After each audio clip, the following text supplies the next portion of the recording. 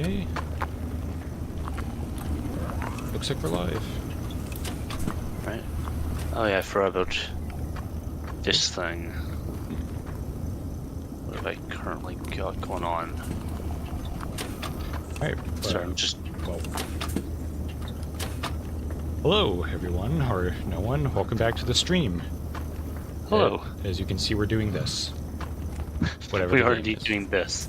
So I'm just trying to refamiliarize myself with what I actually built last stream, and yeah, that gets smart split up, goes into these things to basically reduce the backup issue, and there we go. We got gold thread rods, which will...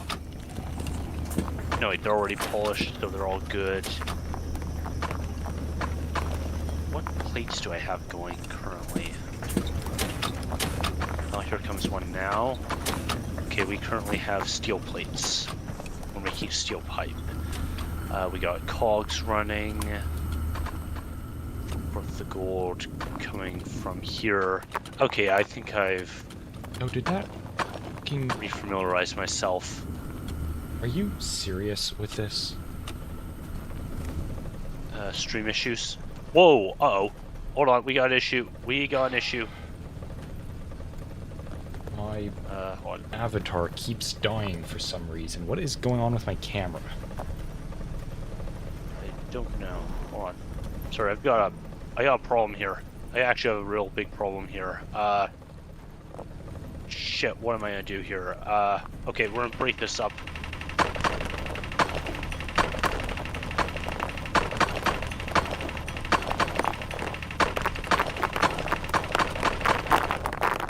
Okay, come on. Break it more.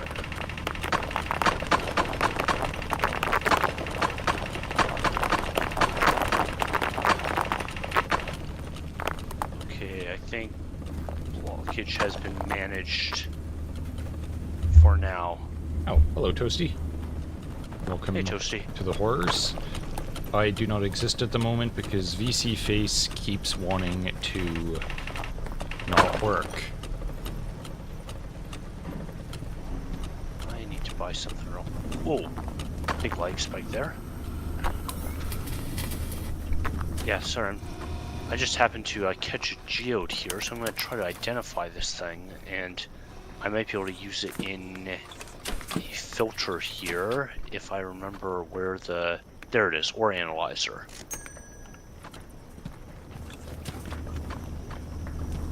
I'm trying to remember where all my geode filters are, because that will obviously help with things. Okay.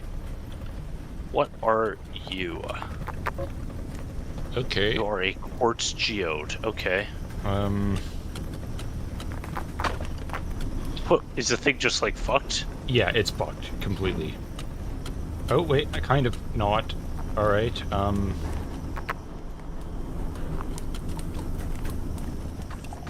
I gonna show up now? Does this work? Kind of. Okay, so my mouth moves, but nothing else is working for some reason. Well, that's a bit of a problem, isn't it? Yes, it is, but also, this is a... It's kind of a... I was kind of wondering what I was going to be doing tonight. It's like, well... I think it's about time I tried my try getting into that alternate plan I had for my avatar, because it seems that issues are compiling with this one. Just put a cardboard cutout of myself. I kind of did. That's basically what I've got going on. I'm just staring straight at the camera, no movement, just the mouth moving slightly. So that's fine. Alright. I gotta double check that, make sure it's not backing up again. But I think I solved it. And I happen to find a new geode here. Oh, good. So, we'll lock that down. And in theory, that should go down this way. Anything that's not coal should get processed, polished, and sent out. Alright, how are we doing? Still no backups. Good. Okay, we're on our way here. Yeah, I'm just being a bit obsessive about things. Okay, so we don't need copper pipes. Yours are good. So yeah, I'm trying to get gold dealt with now. So we're kind of. Oh shit. Okay, hold on. We don't need to make thread gold rod anymore. Okay, so let's just turn that off.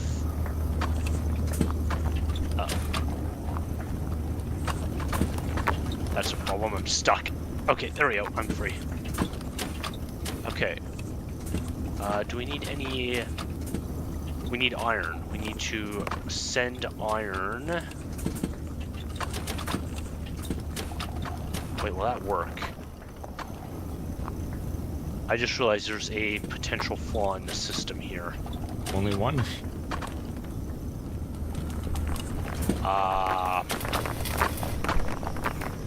I feel like there's several... Possibly more than one. I just I just realized there's another issue here. Oh, really? How many? Okay, hold on. I can fix this. See, the problem is every plate is automatically going to make pipe, which generally isn't an issue. However, now it is because I need plates by themselves. So... Add another, back and forth thing. I just... Okay, there I was about to say, it's like, wait a minute, where the fuck is all the, iron going? I should get a lid on that. I just realized stuff could potentially fall in there. Oh, easily, very easily. Also, Okay, that's... Tosi's saying he just woke up and is rough. I'm curious how, wait, just woke... Oh yeah, it is like 5 in the morning or something for you, isn't it? Okay. Well, we can at least fix, Okay, we can at least fix that one right now. Okay, there. That's one fix. Now you gotta figure out how... Probably the easiest would just be to have this line split and have one line go into the pipe roller and then another just feeds back onto the main line. So, in order to do that, I should replace that with that. I should first of all get all this crap out because that is not useful to me. What's this? Routing conveyor. Yes, that is what I need. Okay. So these have a standard direction. Okay, that should actually be a pretty, in theory, easy fix. So if we do that, we can toggle that. Hopefully plates won't get stuck on there. I'm a little worried they will, though. And then we can just take this, basically route it back around. That, in theory, should give us plates. Yeah. God, Toasty just saying I cleared a bunch of space on my laptop and now have 33 gigabytes of free space I don't know what to do with. I I think to... this game's on sale if you're interested. I had to clear up like 120 gigabytes on my hard drive just to fit Death Stranding. Okay, so... It's a process, but at least you have the space now. Okay, so... We have a slight problem here. We need to get iron in here. The problem is the gold is already traveling this way. Okay. So... How is that a problem? That is a problem. Okay, hold on. What? Because they both come off the same belt. So, and I have no way currently to sort ingots. That is a problem. That is indeed a problem. Because, like, look, there's only 3 outputs for this, right? Mhm. But I have more than 4 different outputs or more than 3 different outputs I need. So, how am I going to deal with this issue? That is a good question.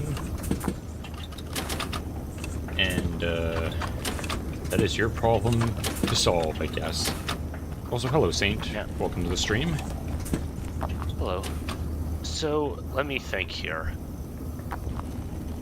Now, if I put, like, a sorter here, I could just technically manually swap ingots. While a bit annoying, it would work. The thing is, though, where do I swap them? Because it's already very crowded here.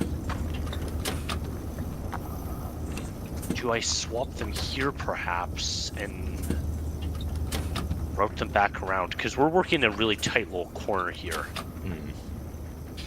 On a complete aside, you wouldn't happen to know how tall I am off the top of your head? I would guess you're like 5'11", but I'm not completely sure. I mean, it says on your driver's license. Does it? Yeah. Although, come to think of it, that might not be accurate, because I'm pretty sure you've grown since then. I got my driver's license, like, what, 8 years ago or more? Oh, okay. Yeah. Bye, Saint. Well, thanks for dropping by, I guess.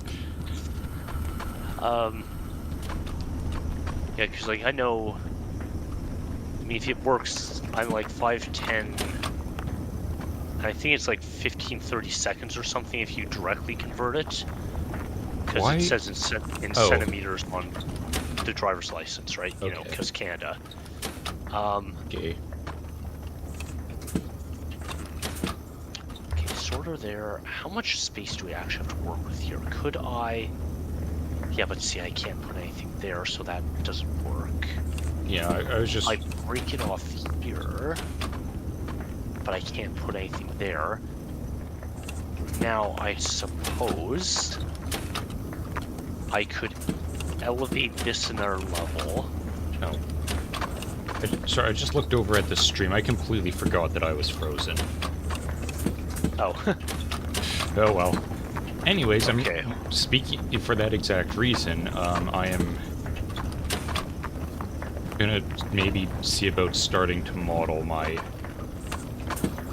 a new avatar for myself, considering that this one is currently dead. Yeah, that's definitely not good, that's for sure. Nope.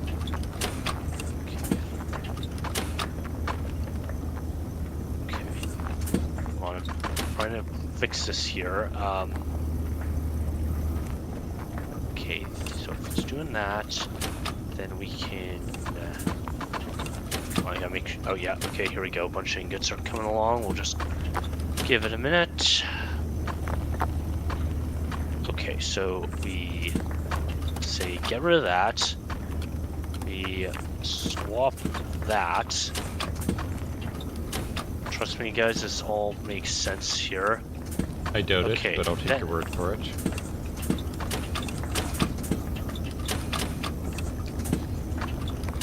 Yes, okay, this should work. Do I have a sorter on my inventory? No, of course not. Why would I? Where's that? That's in conveyors. Just because it's something I was modeling that I'm gonna not divulge too much on. I have gotten further in the clown book. Oh, nice. Not enough to... Okay, there's actually... I haven't gotten too much into the clowns yet still. We've just started on biblically accurate Nephilim and angels. And how angels are kind of horrifying. An interesting thing that I did not know that this book actually told me about, and it's actually said in the Bible and Book of Enoch and a few other things. Do you know what demons are? Like, are they not, like, just fallen angels? No, actually, they're not. Okay. Demons are actually Nephilim. Ah, because the way it works is, or worked rather, was that before the flood, the Watchers came down, slept with human women, and then that created the Nephilim. And the Nephilim, being kind of an improper thing that wasn't supposed to exist, didn't really have anywhere to go, kind of. And basically they were just giant cannibal monsters. Then God got them all to kill each other, and then anything that survived was wiped out by the flood. But since they didn't really have anywhere to go, since they're not angels, or humans or anything, they just kind of stuck around on Earth as disembodied spirits of just evil. So those became demons, whereas the Watchers and all the other fallen angels are imprisoned in hell at the moment.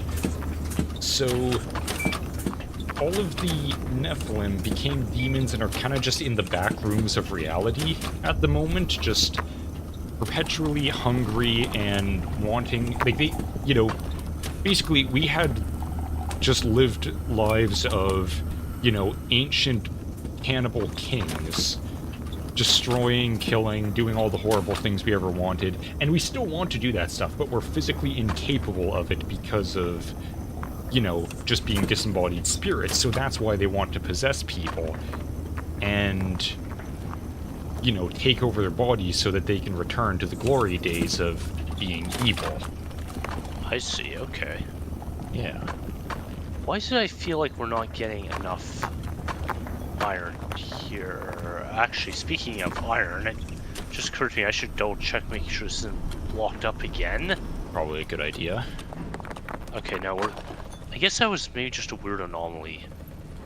Though, I know we still have that weird anomaly of random slag ingots being made, so who knows. Anyways, and diamonds getting crushed. And diamonds getting crushed. So now we should, in theory, yeah, okay, we got iron threaded rods going. We have ingots going. So yeah, this is a imperfect solution at best, but it's basically the best we've got. Just currently the best we've got, I'd say, yeah. At least in the space I currently have. Now, why does it seem like... Oh! Okay, well, speaking of issues... That's an interesting issue. That is indeed an interesting issue.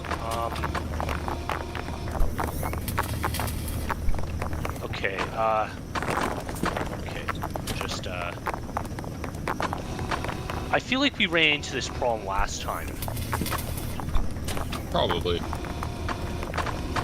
Okay, so the question is, how am I going to solve it? This line is also getting a little congested, and that concerns me. It is. I'm not really sure how to solve that at the moment. Oh my god! What is it? Getting worse? Yeah, okay, we got a problem here, guys. We got a problem. Okay, I'm just gonna swap this back for now. And hopefully this backlog gets cleared, and if not, we might have a very big problem here. Good. Yes, actually, I vaguely seem to recall we had this exact same issue last time. The plates are getting stuck. Hold on. Okay, I wonder if rollers might fix this issue. Because we have rollers here. Seems to yes, right here. Okay, hold on. We might need to try something here. I mean, that probably is the case. You might, Toasty's right, you might just be producing too many at one time. Possibly, but unfortunately the things with the toggleable direction are a little iffy. Okay, so what is this? Would this solve my issue? So that does that. If I switch direction... Okay, I feel like this could solve the issue. Good. The question is, how do I implement this? Actually, I might be glad we saved this space. Okay, hold on, I need to buy a bunch of stuff. Okay, so we need a bunch of straight conveyors. Let's just get 20. I might get a couple of those. Slopes, I don't think we need currently. Alright, let's do that. Okay, we're getting rollers here now. Because rollers, I know from experience, work better with plates. The problem is, they can't, the radius isn't as steep, which in this case is what we want. However, so if I change the radius to that, that would mean... Okay, let's think here, because... On a side note, we got a bunch of rollers like that at where I work in the warehouse. Oh, cool. Do you remember... I don't think they exist anymore for probably obvious reasons. Do you remember when playgrounds used to have those as like slides and stuff? Yes, I do actually. And you could just stand up on them and run in place and almost certainly fall and crack your head open. Yeah, that was cool. They were probably extremely dangerous. It's like, I'm surprised anyone ever thought, yeah, this is a good idea. It's like, no. Yeah, they were... I just don't know. It was such a dumb idea, but also they were kind of awesome. Yeah, absolutely. Okay, so... See, the problem is I'm going to have to be very quick about this. So, one of these is going to have to go straight and into the rolling machine. The question is, can I reverse the input side? Because that will help immensely. Okay, you know what? I think I'm just going to wait till that's done. Okay, pipe's done. Let me just take that apart for the moment. The plates can bloody pile up for a second. It's fine. Now, okay, we don't have any rolls coming yet, so let's get a roller there. That going there. Now, this bit. I'm not sure if that's the best way, but we're gonna go for it. Okay, my roller. Oh, I see. It's all good. So, can I reverse the input direction? No, I can't. Fuck. Okay, that complicates things. Because that would mean then I basically have to somehow get things on the other side here. Okay, I think I know what to do. Good. We're going to bring that around. This will need to be extended, I think. Like that. Why have you done this? Trust me here. Okay. Yep, no, it's fine. Just, I'm doing stupid stuff as well. Wait, is that going to work? Yes, okay, hold on. So then that will go out. And shit, we got a support problem. Hold on. No, wait, it's a wrench. Disable. There, okay, cool. Yeah, now look, see, this goes in. Problem is the output is still kind of in a really shitty spot. There was this one thing in my childhood playground that was just 3 vertical bars on a platform attached to bearings on an angle, and you could make it go at light speed with the right kind of oh wait, I think I know exactly what you mean. Was it like a ring? It was... No, yeah, I know exactly. Okay, we might have solved the issue here. Okay, so then that's all good. The issue, though, is how do we recombine these? Was it sort of like a merry-go-round, Toasty? Because I'm seeing a lot of things like that where it's just a central pole. Oh, wait, no, that's the tire swing. With, like, a bunch of kind of beams around it going to a metal ring that just spins and will, yeah, utterly obliterate you. I feel like maybe I should have done this the other... Wait, do I have room to do it the other way, though? One thing I definitely remember was this one time when we were at a playground, and a bunch of kids just decided a bunch of us are gonna get on this merry-go-round, and we're just gonna see how fast we can go. And just started whipping it around and probably almost dying several times. Do you remember that stupid thing we did, in our neighbor's backyard? Can you be more specific? The tree swing. Oh, yeah, I know exactly what you're talking about. Okay. Yeah, that was a really dumb idea. So, basically, we lived in a place where there was a giant hill in our neighbor's backyard. Like, how high would you say it was? 40 feet easily.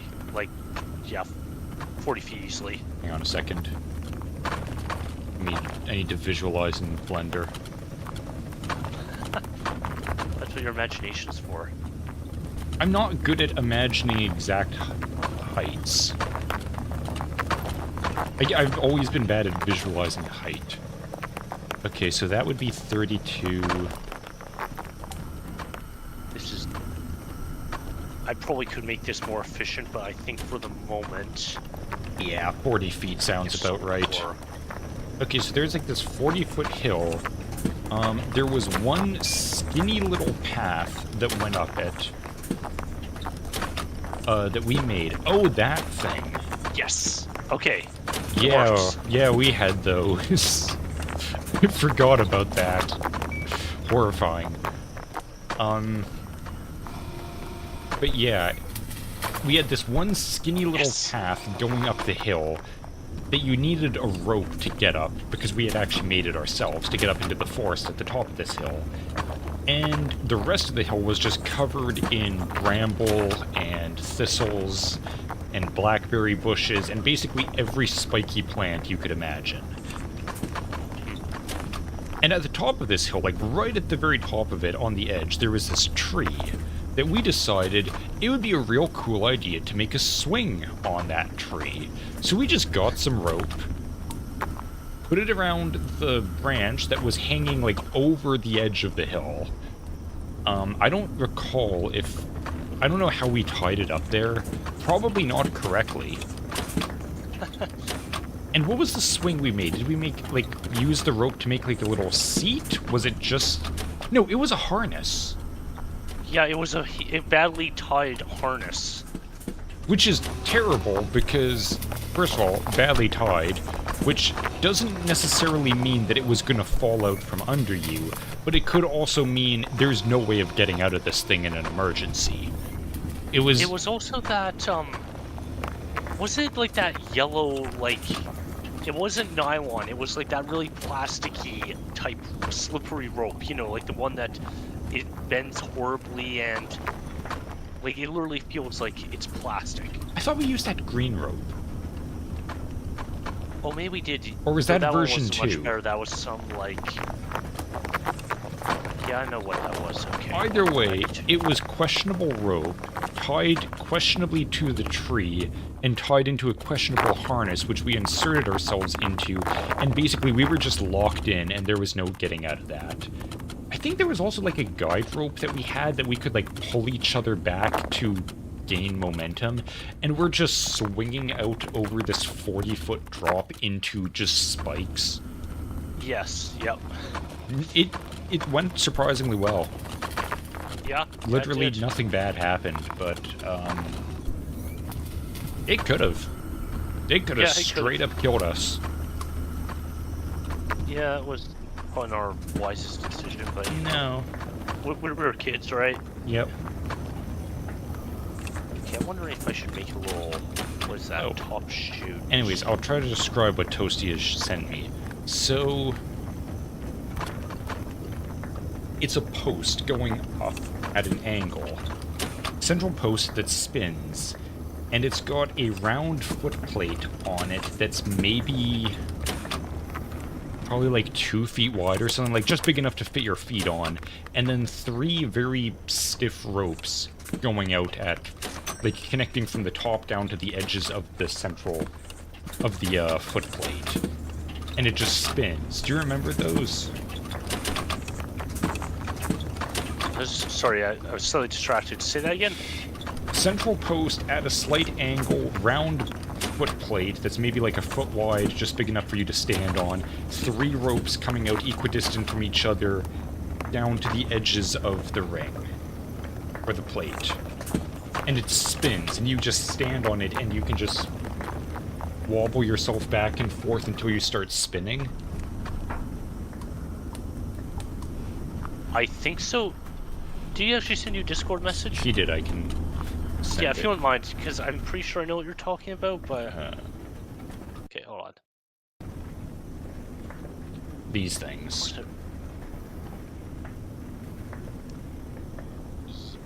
Okay, so... Yes and no, because... Oh! Ours were slightly different, I just can't quite remember... Okay, how did they do that? I want to see if I can do something here. I don't think they were quite angled like that. It's just... Yeah, I'm not entirely sure. Can I actually show a picture on here? Oh, hold on. You got geodes.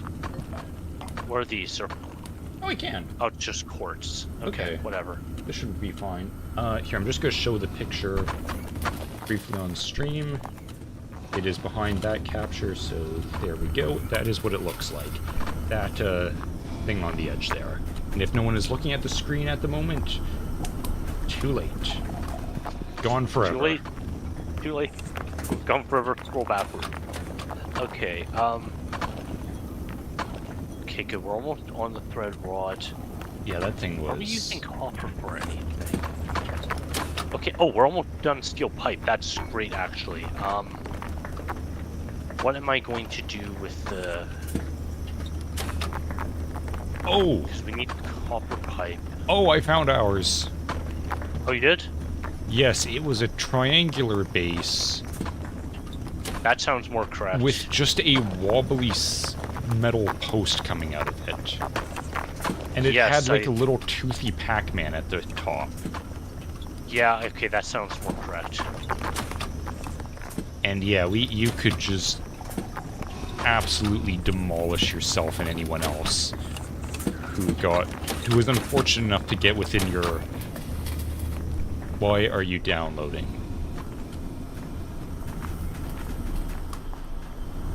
Not that good. That's good. Okay, we got our geode quest done. I could probably activate another quest, but honestly there's so much blade text on the screen, I just kind of want to do one at a time, you know? Yeah, it's probably a good idea. Hang on.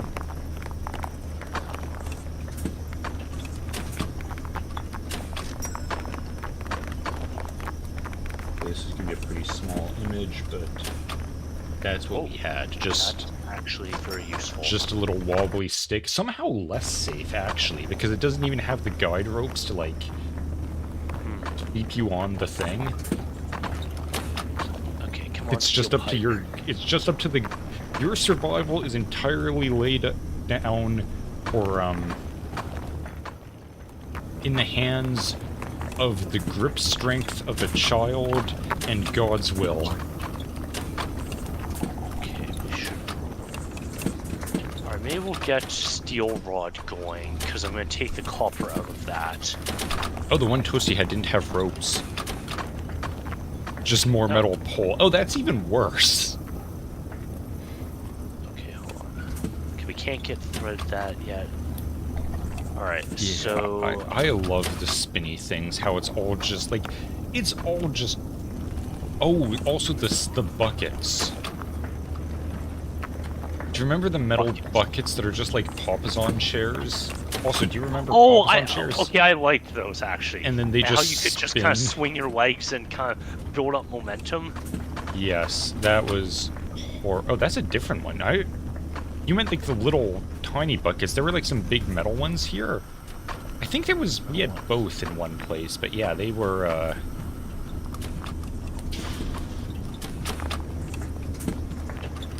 Okay. It's amazing what the things they thought were safe. I know, right? Yeah. Okay. All of these let's, just look so damaging. But also, I would not change... If anything, I would make them more damaging. Because that's a good thing. Like, children should learn physical Steel pain stuff. early on from their own hands. They should be... I mean, I don't entirely disagree with you. It's like, you should be aware of what you can... How... Yeah, like, there are consequences to the natural world, right? Yes, like you... And half of those consequences will be of your own actions. Okay, so Oh my god, what is that? Toasty sent me one. It's just a flat disc that spins. It's just a disc. It's like probably about 6 feet wide. No railing, no handholds, literally nothing. It's just a flat spinning disc. Absolutely. It was just to test your own bodily friction, I guess. What can you endure before centrifugal force sends you to God? Okay, so... Alright, what have we got now? We got copper pipes going. We have a random steel pipe just sitting down there for some reason. We have iron rod going in exchange. Gold is still just being sent off because I have a quest for it. And iron is being turned into iron threaded rods, which we still have a couple hundred to go. Yay! So, yeah, everything is currently working so far. Why do... Okay, good. I thought I saw a blockage for a sec. We're still good on that front. I should, just go double check. Oh, hold on. We got a geode here. What type of geode are you? I think that's just quartz again. Lame. Yeah, I know. I mean, we got the other ones we need, but... The favorite geode of every middle-aged white woman. Yeah, just more quartz. Okay, that's fine. You'll just get sent on your way. Because, yeah, the iron's going over there. Okay. Any idea why quartz became a sort of, you know, hippie thing? I know, I mean, it does have, like, interesting properties, like, you know, for time movement and stuff, but... I suppose so, but also it's like, it's probably one of the most abundant crystals in the world. Yeah. Actually, I know. Does it outweigh salt? Yeah, that's a good point. I wonder what quartz tastes like. I don't know. Hey, remember how, I can't remember, I think it was partially Bigfoot, but other forced things too. That, they have, like, offering trees where they, like, put quartz crystals on. I know that was briefly mentioned in the clown book, because actually, weirdly enough, one of the... Remember we found one of those? Yeah, wasn't it, like, right next to our house? Like, our new house here where we currently live? Oh, I forgot about that. But, no, I was talking about the place where we were, you know, we were all walking and then we heard that, weird, like, kind of pinging noise and then something coming through the trees. Yeah, the submarine in the forest. Yeah, that was weird. We still... Yeah, it was weird. I didn't like that one bit. No, me neither. That was rather concerning, to say the least. Okay, it's always good to see that my filters are actually working. That always makes me feel happy. Okay, so copper pipe's doing good. Toasty sent me another one that's just a rubber, plasticky ring. I think we had this too. That I assume is on a track underneath it. So it's like the top part just spins, and it's at a slight angle again, so, you know, you could just fall off. And, I'm assuming, I don't know what its actual purpose was, I guess you could sit on it, but I guarantee everyone would run on top of it and try to stay on. Without breaking their spine in 17 different places.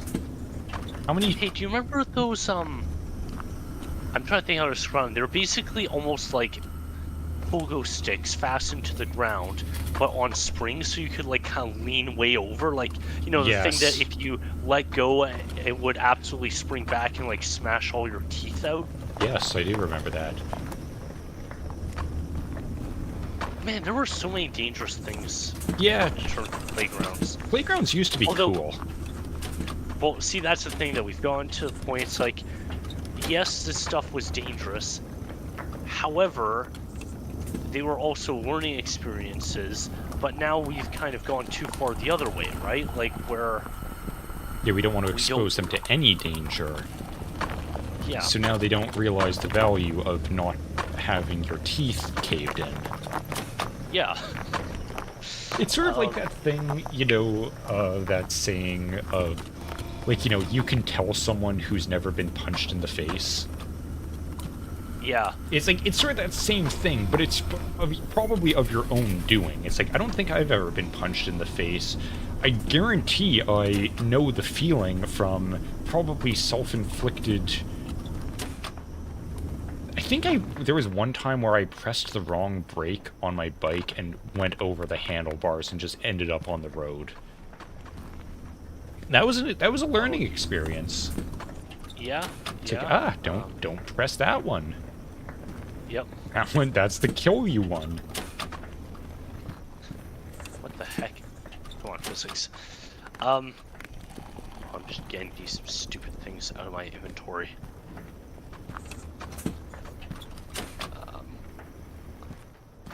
Let's see. Toasty has been punched Yeah. in the face quite a few times, but people and other things not human. Interesting. What is your life, I'm gonna Toasty? say, I'm gonna say cats, because cats love They do. punching people in the face.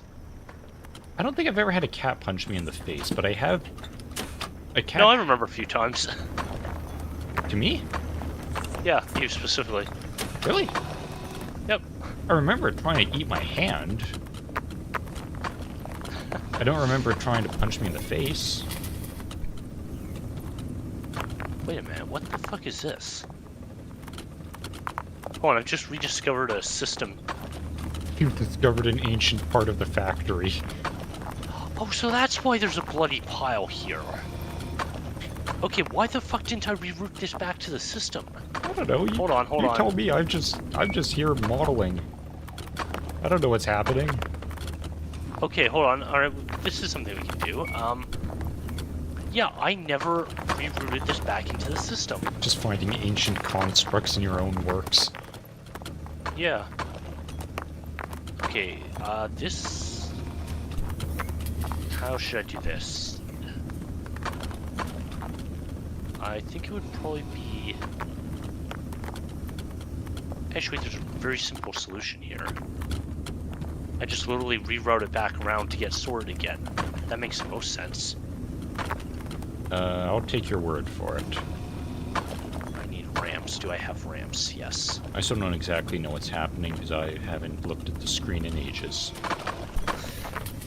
Oh yeah, what I was going to briefly say was the whole leaving offerings on dead... Well, that's jumping the gun a little bit, but leaving offerings on things is supposedly a thing that a lot of Bigfoots do, like, around the world. And it was kind of looped into the whole Nephilim thing. That's actually, believe it or not, in the book called The Nephilim Looked Like Clowns, the supposed Bigfoot connection is the most tenuous to me so far.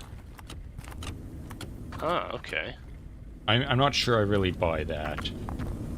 Oh, also, he has given a bit of a description of what they looked like before getting, like, fully into the clown stuff. Okay. And it is pretty awful to begin with. So first of all, tall as hell, they're giants, as you'd expect. One of the weird things is long necks comes up a lot. And also 6 fingers on each hand and 6 toes on each foot. Do you by chance happen to have 6 fingers on your left hand? So no, he's got 6 fingers on all of them. But it goes into depth, mentions that in a few different giants. That's like, yep, this guy specifically noteworthy of having 6 fingers, 6 toes, 24 digits in all. Like, it very specifically lays out, like, just to make sure we're clear what we mean. You know, 6 fingers on one hand, 6 on the other, 6 on each foot. That's 24. That's how many digits he had. It's like, okay, you're giving a lot of emphasis on that for some reason in, like, I think that was actually in the Bible for one of the giants killed by the Israelites. Okay. Because that is an interesting thing, is, you know, like, God specifically told them, okay, here is the lands that I will give to you. Go in there and kill everything. Absolutely everything that exists in those lands. Like, holy shit! Holy shit, hold on, sorry. Oh, God. What the fuck? What have you done? What just happened? Oh my god, okay. This is a problem. This is a big problem.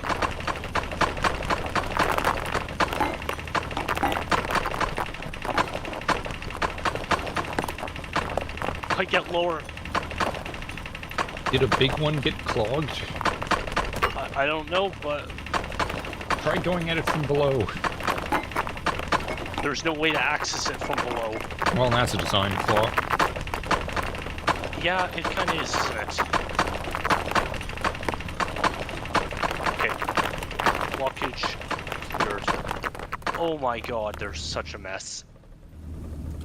Oh no. Anyways, to continue with the Nephilim, so long necks, well, 6 fingers on each hand and whatnot. It's supposedly glowing eyes. It's not very, as he mentions a lot of times, like, it's not very clear what they meant by this, so it's, like, you know, not sure if that means their eyes actually glowed, or if they had, like, you know, reflective eye lenses, like cats and stuff. Serpents, in a way. That. So big That mouths that's, you know, kind of look like they were smiling, sort of like a snake. 2 rows of teeth. Pure white skin with some kind of mixed random little colors in there. Huh.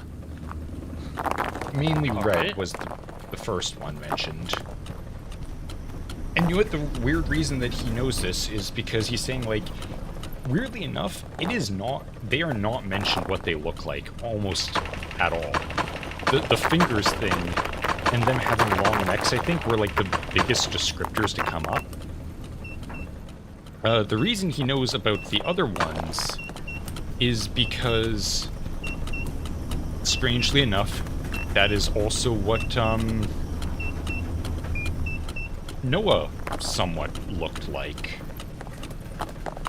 Yeah, I've heard that one a couple times, actually. Yeah, that Noah looked very, like, to the point where I think it says specifically his father, when he was born, ran out of the house to get someone that's like, hey, I think my child might actually be, you know, might be a Nephilim here. It's like, no, it's totally cool. God just added a bit more divinity to him than the other ones. He had plans for him. Just chill out.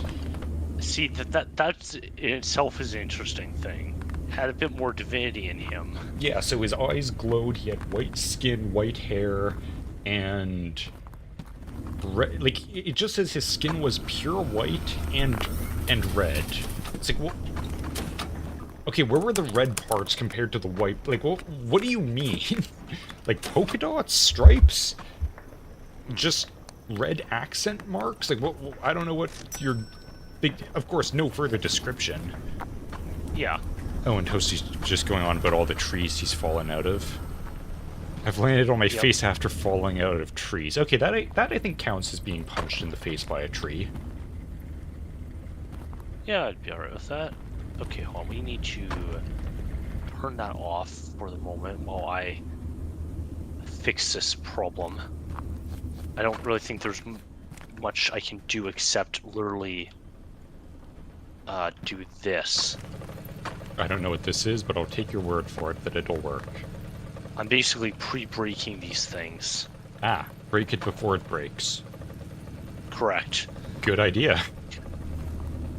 I mean, if it works, it works. Yeah, But we'll although again, we don't know if it works. Now, see, the problem is I just think this chute is too narrow in general, and even well, we'll see. Maybe the single ones won't get caught. The question is what happens when I start adding stuff like this to the mix. That being said, I'm going to have to add this chute back there. Otherwise, we're going to have more spillage.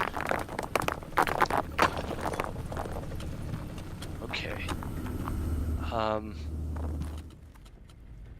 I know, I guess I'll just drop all this on the belt. Hopefully it's all good. How are we doing? Okay, actually, I think we're doing okay now. Good. I think I'm good. I'm glad I caught that before. I mean, it was already a disaster, but It could have been a worse disaster. it could have been way worse. Okay, now I gotta clean all this shit up.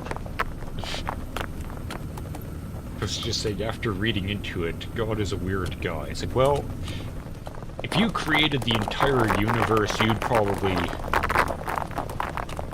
have to deal with a lot. Actually, hang on, I'll be right back. Okay. Alright, I think this has solved the problem, guys. We'll check back, and hopefully I don't come back to absolute clusterfuck in a sec here. Holy crap, look at all that go. Okay, I'm back. Just getting the clown book.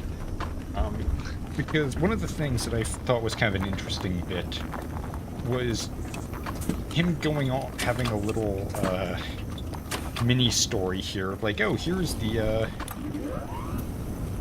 basically daily life in the antediluvian world. Okay. Let's see if I can find it. Ah, I found it immediately.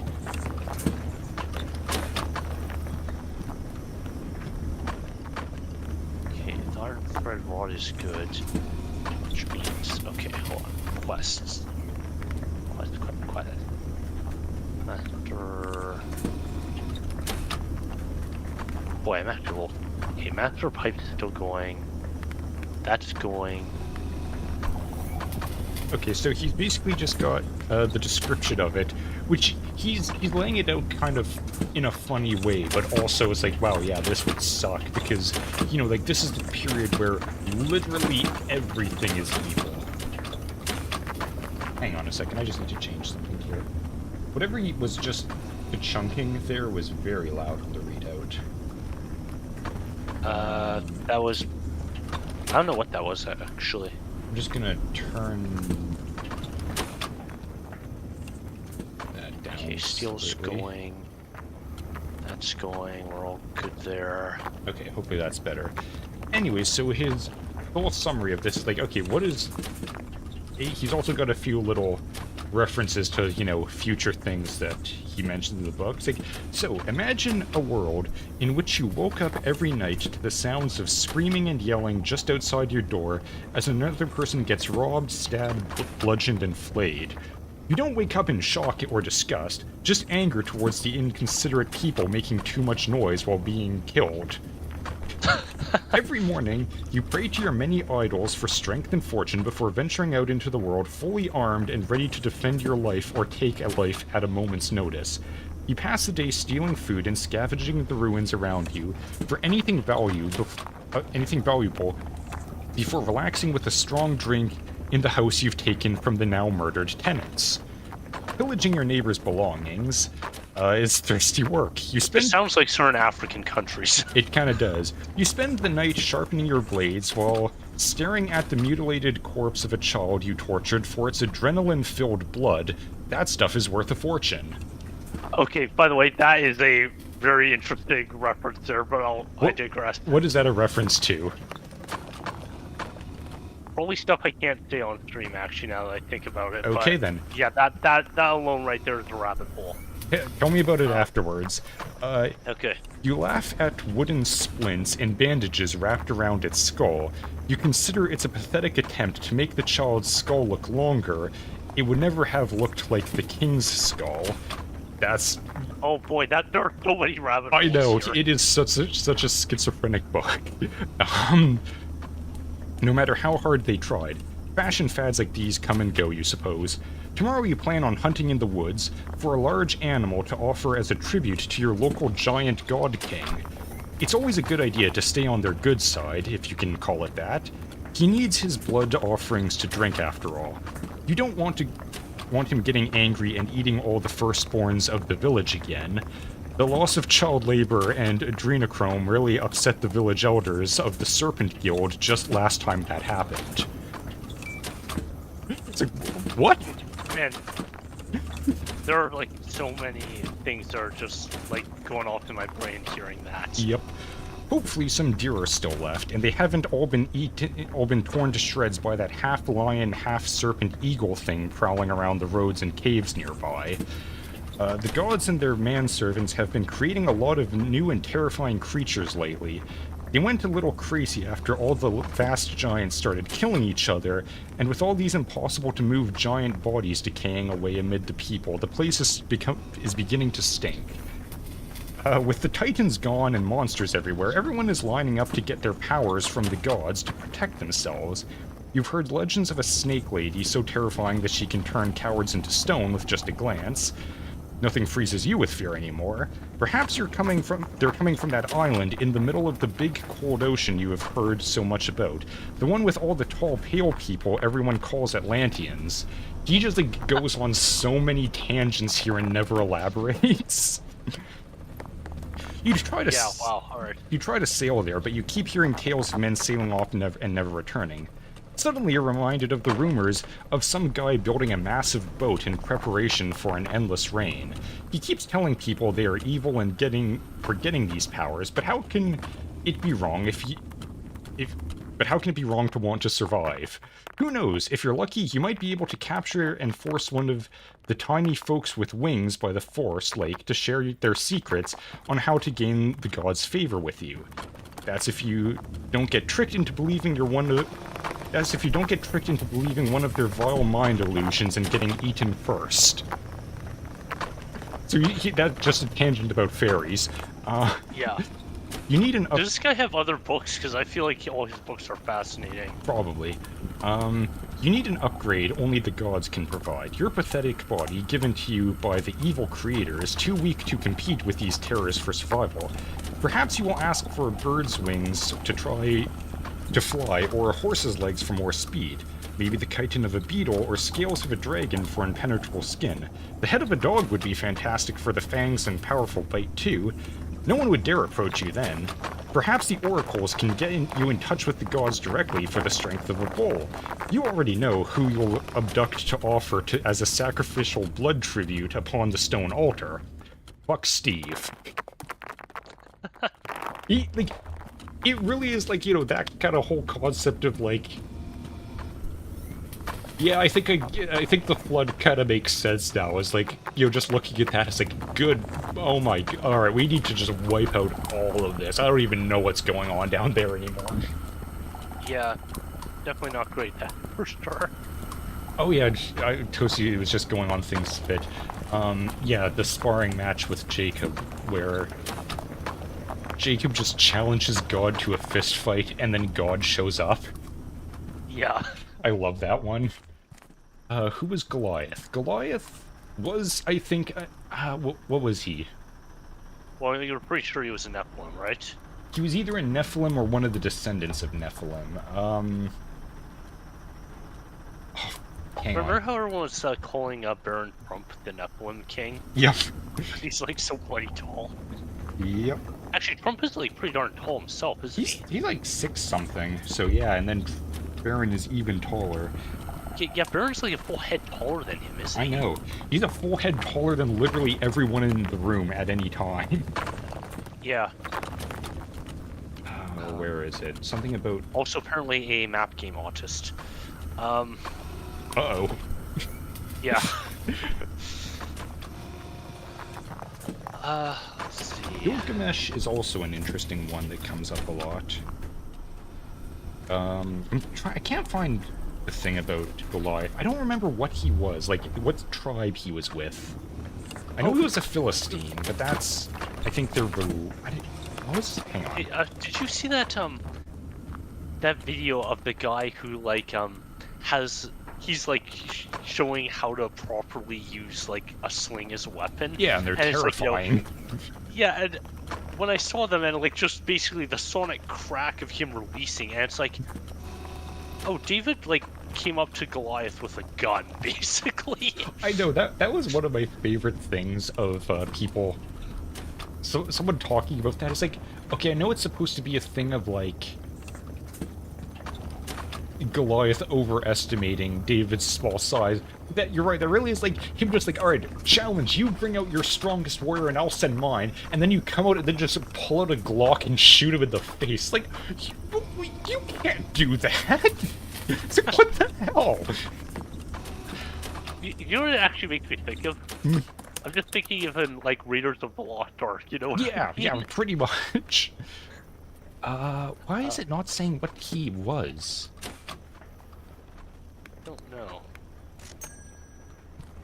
I Uh, don't have any of these. he wasn't an Acadian.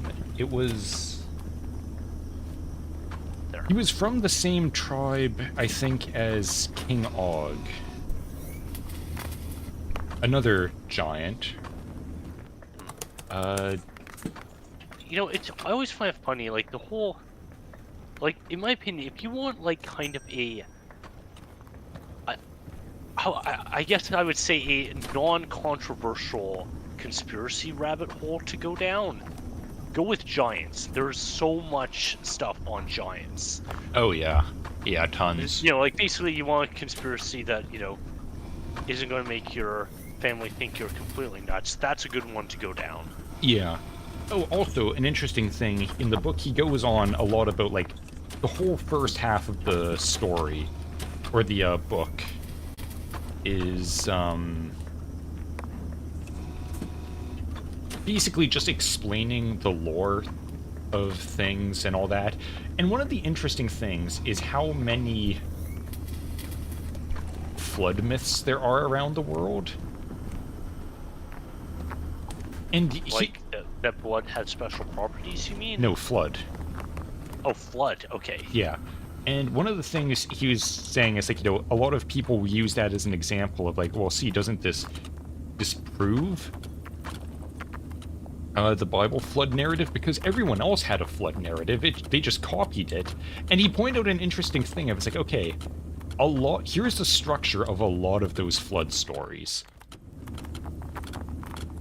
There is a single creator, like, sort of creator god who, like, the top god in the pantheon, who, for some stupid, foolish, petty reason, decides to wipe out all of humanity. In one, I think, Mesopotamian one, it's literally just the humans are being too loud and it's keeping me from sleeping.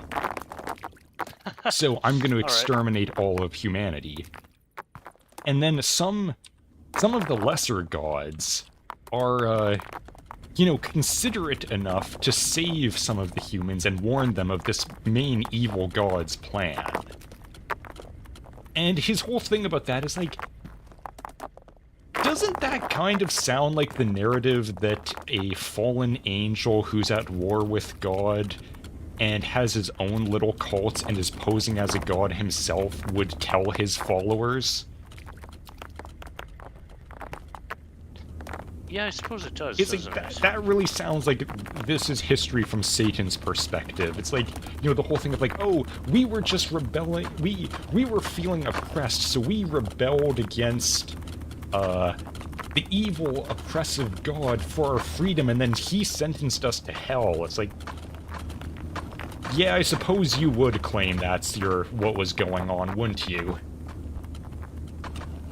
Yeah, I suppose so. It's kind of interesting from that perspective. I have no idea if that's going to work. Yes, we love E. Nasir, the worst copper salesman on the planet. Yep. Or maybe the best. Judging by the letters and all that, he clearly sold a lot of very shitty copper to a lot of people, so he must have... He wasn't... Must have been quite the salesman at the very least. Yes, he wasn't a good copper provider, but he was a good copper salesman. You can't argue with that. Imagine being like so shitty, like being such a shitty copper merchant that your name basically gets remembered throughout all the time. Yep. Okay, how are we doing on our quests here? Ooh. The gold ingots are about 124 away. Copper pipe is moving along steadily. We got iron ingots going.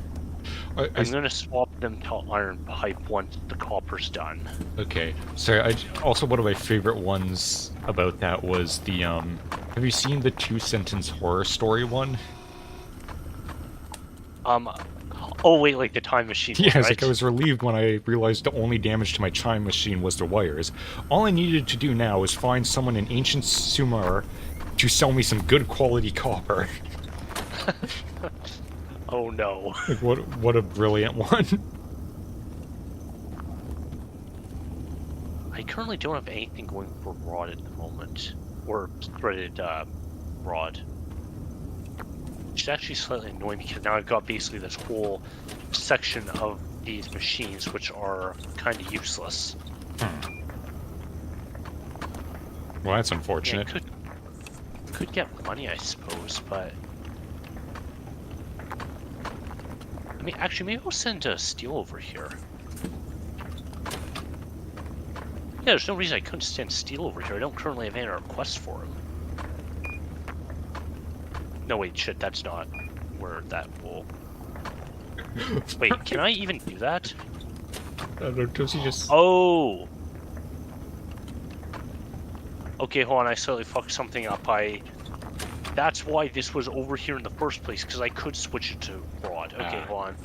I need to buy something. Coach is just pointing out that Inasir got a hand-carved complaint from one of his buyers and kept it. It's like he kept it as a trophy. Like, that's going right on my fridge. There. What an absolute... Like, so it's like he was selling shitty quality copper and was proud of it. Yeah, basically. I just realized I already had a bunch of those, but it is what it is. Okay, so... I wonder what happened to him. How do I fix this? Like, he seems like the type of guy who would have been, like, flogged in the street. Kind of wonder, yeah. You'd hope. No, not... Wait, am I doing that right?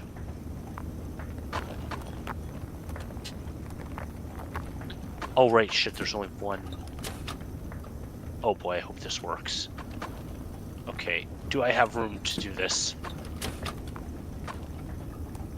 Yes, I do. Okay, thank goodness. Then I can send that over. Might as well add a ramp so it's not as far of a drop. Hopefully that won't block. That is absolutely going to block something. I'm a little worried that might block something, but we'll play it by ear there.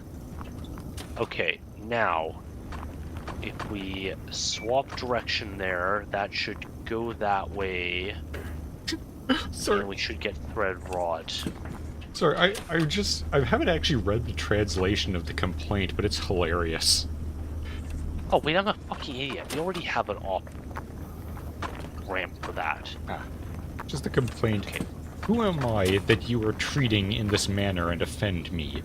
That this could happen between gentlemen as we both are? Who is there amongst the Telman traders who has ever acted against me in this way? It's like, who... Basically, it's like, what gives you the right to be such an absolute dick to me for no reason? Yeah. Is that... Okay, well at least it should fix itself, in theory. Probably fine. I also love how long it is. Like... Yeah, like, this is a full-on, like, this is a full-on hate complaint. Yeah, like, this is a paragraph. And it's just funny that someone sent it to, like, would go to the time of carving, like, etching in this clay tablet. Because I think that's how they did it. I've seen, like, a video of someone, like, making the symbols, and it's like, I am I going thought to... it was just a little stylus that they put in at different angles. Yeah, it was. It was just like a little... You just pressed it in and stuff, and it's like... Yeah. Just the fact Did that they it's like... fire it? I don't know. I'm assuming they must have in some way, or... But it's like...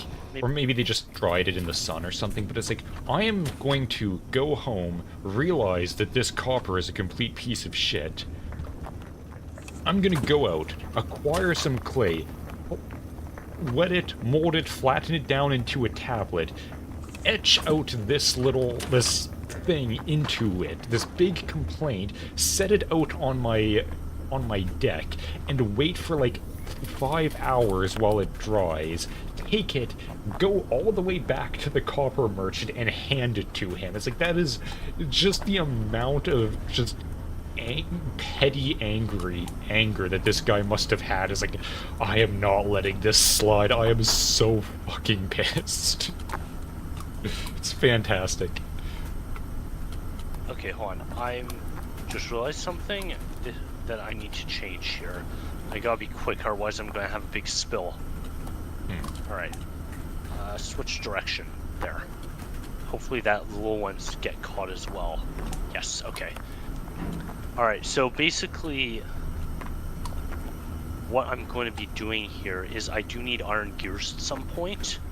Okay. Which means then I have to reduce the amount of coal that's going in here. Otherwise, so it won't get hot enough and it will just cast it out of iron, which is all good. And then I can just send the coal around so I get more gems here. Alright. That's the plan anyways. You know something I haven't... It's not really a problem now, it's just sort of a... I'm gonna have to figure out how to deal with this sooner or later. Okay. You know the thing I'm still trying to determine with my next VTuber avatar is whether I want to put fingers on it. Good question. Because I'm not gonna go on about how I'm planning to do it yet. But I am kind of thinking about that as like, do I want fingers, like functional finger, like do I want to see if I can do hand tracking? I would like that, but is that feasible? By the way, I tell you, just on a totally, completely unrelated note, you don't want me to mention that thing yet, do you? No. Okay. I'm not entirely sure which specific thing it is, but of all of the things... thing that I convinced you to do and went in half on you. Yes. With. Right. Okay. Yeah, we don't talk about that. Especially since it's apparently not going to be here for a while. Okay. Yeah, you'll see, guys. You'll see. I think Toasty might know, but I'm sure he's not going to say. Alright. There might be some interesting content coming at some point in the future, though. Yes. Okay, hold on. We're doing something different here. Okay. There, that's... hopefully won't cause massive issues. We'll see. For my avatar, I need to figure out what I'm doing for the outfit. Yeah, it's a good thing to ask, I guess.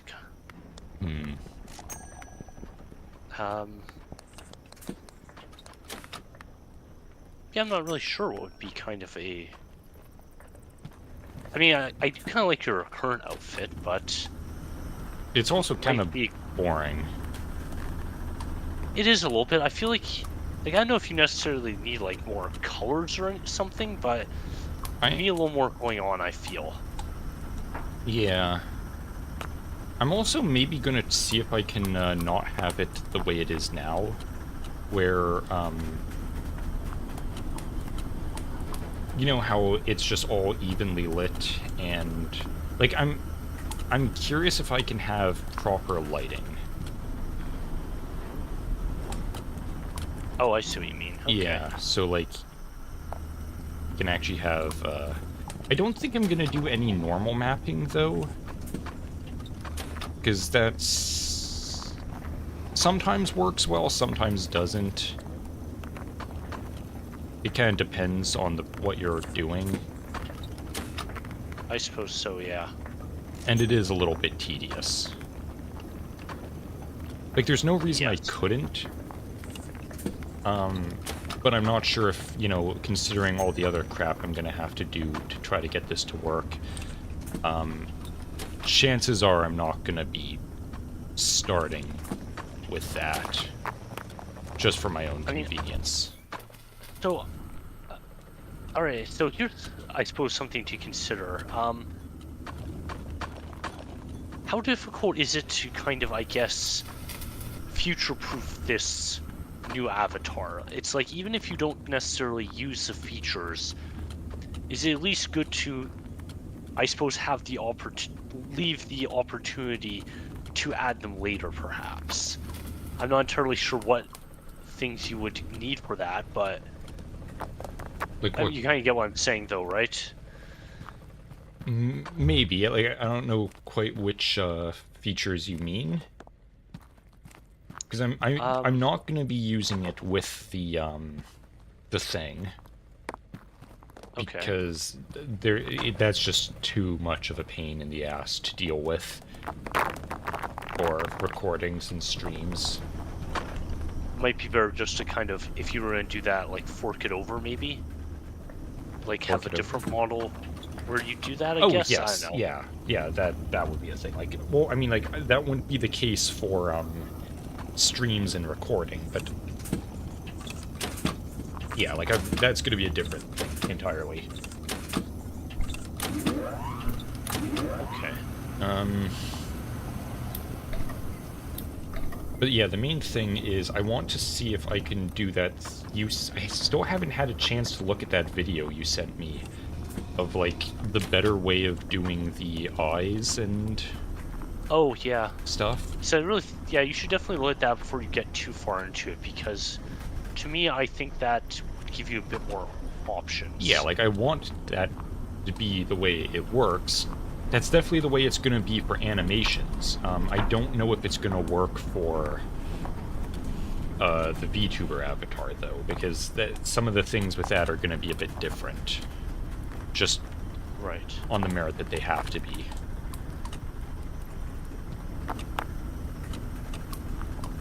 Will this work? Is that going to cause issues? Let's see. Don't think this will cause issues. Things people have said moments before encountering issues. Yeah. Okay, yeah, let's do that. This has literally never been a problem, but I'm just kind of refining things at this point, you know? Yeah. I don't know why you're trying to say Polish swear words, Toasty, but English ones work in the YouTube chat for some reason. Oh, that's interesting. I know, what you can and can't say in the chat is like the most subjective nonsense ever. You know, it just occurred to me, I have not checked on this whole side of the factory in ages. Hopefully there's not like a massive problem. Oh, hold on. I'm gonna say that doesn't sound like a good... Like, it's, you know, you're gonna come back to everything working fine. You know, I think I just found another type of geode. Ooh. Even though I'm pretty sure it counts all geodes separately. Boy, this is a long walk to be dragging this thing. Yeah, I think this is one of those different ones. Yes, it is. Aha. Alright, I'm just going to pop this over and I'm going to put it in this basket. Just to be absolutely... No, not that. There we go. Just to be absolutely sure none of these start, you know, contaminating shit. Right, of course. Oh, is this basket going to be able to close? Let's see. Technically. Yay. Ah, there we go. Alright. One of the big things that I really want to do with this model is I want to have, like, some spring bones on the hair so that they actually move when I move. Oh, that would be cool. Yes. Yeah, I think that'd be... Oh, got hit in the fucking face. Yeah, I think that'd be a great idea, personally. Yeah. Okay, surprisingly, Actually, hold on, I suppose we can make sure the geode thing actually works. I'll just send that on its merry way. Off it goes. And we can make sure it actually does get properly sorted. Good. Oh, speaking of demons and all of that, happy Good Friday, I guess, to everyone. Oh, yeah. Alright, is this going to get sorted? Yes, it did. Hell yeah. Alright. Toasty there, if Titanoboa was around still, would you pet it? If it was domestic, yes. But also, you can't prove that it's not. Wait, which one is that again? The big-ass snake. Oh, yeah. The snake that's like, like, you could ride it. It's like God Emperor of Dune sized. Hey, have you seen,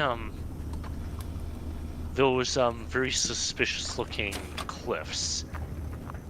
That, basically, to me, it's a giant snake. Like, there are scales and everything on it. What are you? And it's, like, rounded. What? Where is this? I want to say, like, some Central American country, I think.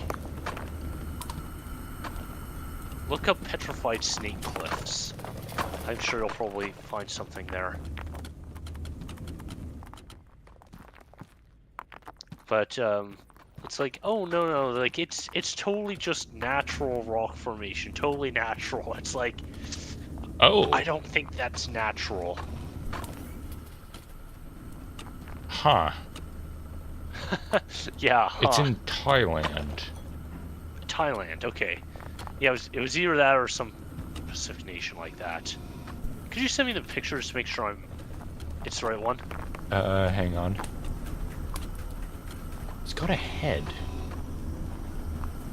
All that. Copper pipe's still going. Oh, that's deeply concerning. Oh, someone sent it to me. Hang on, here it comes.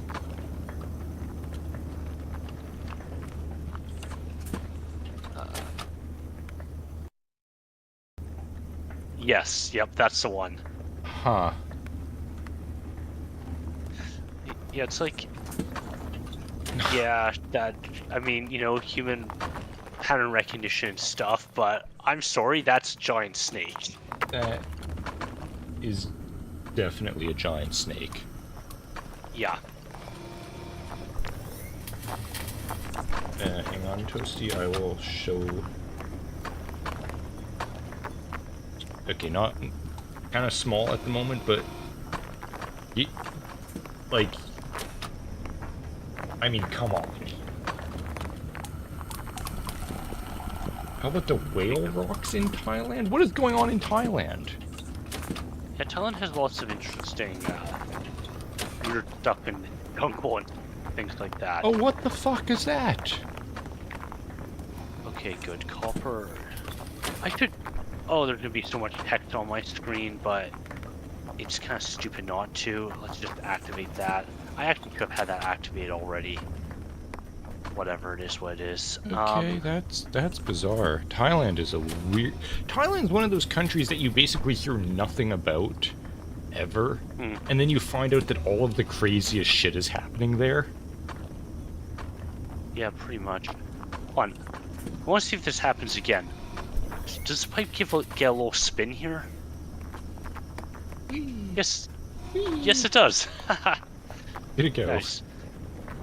Anyways, All yeah, right, the whole thing of Titanoboa is there's been a whole bunch of people who have, like, you know, explorers and,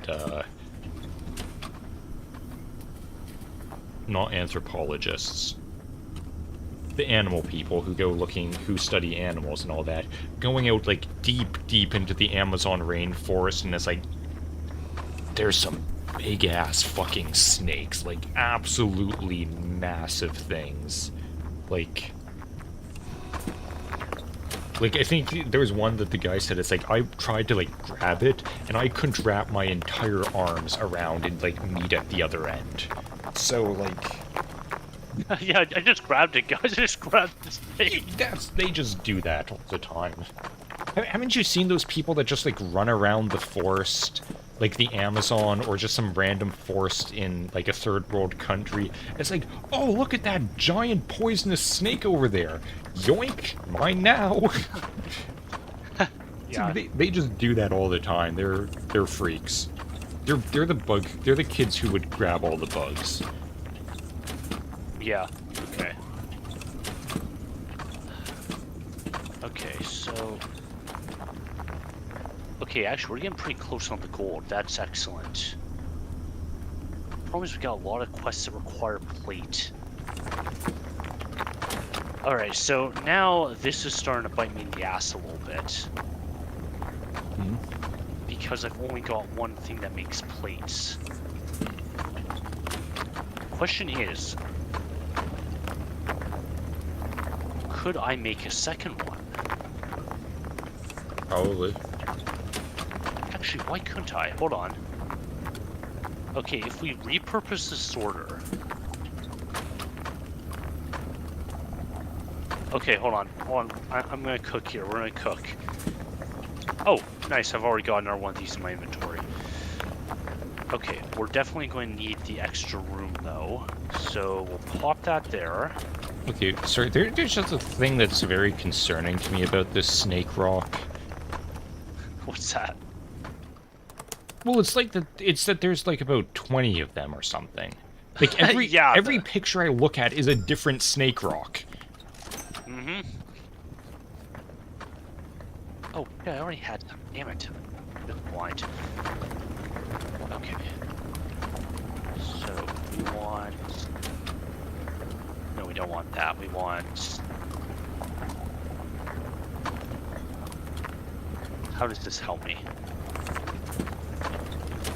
Okay, I'm gonna have to do it kind of manual again, but I think it is just kind of the way it is. Yeah, okay, there. Then we'll pop these things in. So, okay, let's test this, make sure it actually does work. It's one of those things that, you know, because... I know that I think alligators have this problem, or crocodiles, that they kind of just grow forever. Like, they don't have the gene that shuts off growth at a certain age. Yes, that is an issue. Okay, oh my god, this might actually work. So this might actually work here. There's no reason a snake couldn't kind of do the same thing. Oh, shit, we got a problem. Oh, fuck, I didn't notice that. Oh, you got a clog Okay, hold again. on. Yeah, I got blockage. I really wish any of these would show a person standing next to it. Yeah.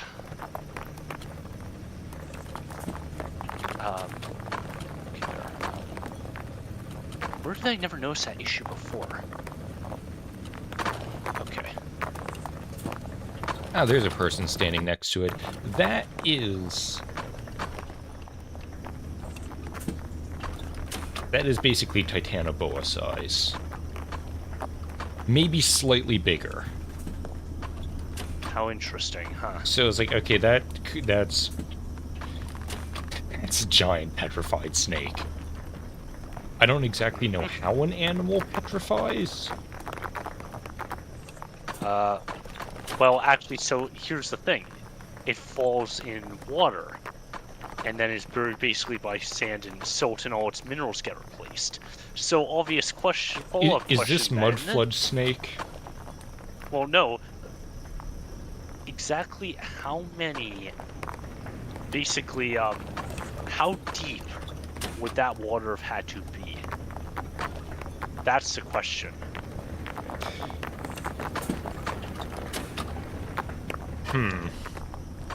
Yeah. Okay, I see what you mean. That would have had to be pretty darn deep, wouldn't it? It would be. Okay. So... Alright, now I've made a merge line. I should probably block that off just in case we get Actually, that won't hurt anything. Oh yeah, Quetzalcoatl. Giant feathered serpent god. Yeah. Okay, that's the other thing. That's where he's coming from with the Nephilim look like clowns, is that he's describing what the Seraphim look like, because the Watchers were Seraphim. And their description is basically... They got 6 wings, 2 cover their body, 2 cover their face, and then 2 fly. I think that's what the orientation of them. But there's not really much other description. The only other thing it goes off of is that a seraph is used... is a word that is also used for serpents a lot, or vipers, or it also means fiery and all that stuff. So his theory is basically the seraphs are kind of like snake birds sort of thing, and it's sort of like this might be part of the origins of where the dragon concept came from. Oh, that's interesting. There's also references to some guy in the Bible, I don't remember who, coming into contact with basically Satan and an angel, I think, fighting for his soul for some reason that I can't remember, and saying that basically, yeah, they're just Satan, who, you know, was a seraph, is just a giant, like, flying serpent. And Oh, interesting. Okay. the number of times feathered serpents, winged serpents, or, where the clown connection is coming from, rainbow serpents, the number of times those show up in mythology is kind of interesting. Okay, really? I wasn't quite aware of that. There's a bunch of rainbow serpents in Australian mythology. A lot of the natives have a rainbow bird or serpent or something like that. There's Quetzalcoatl, again, the feathered serpent. I think there's a few others. I think it might be a... Hang on, let me look up rainbow serpent.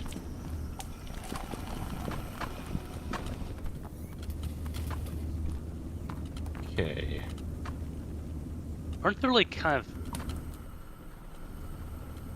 isn't, I forget where this comes from, like a sea monster, a sea serpent that's rainbow. Maybe. There's definitely... Like, I thought maybe Pacific Islanders might have had something like that.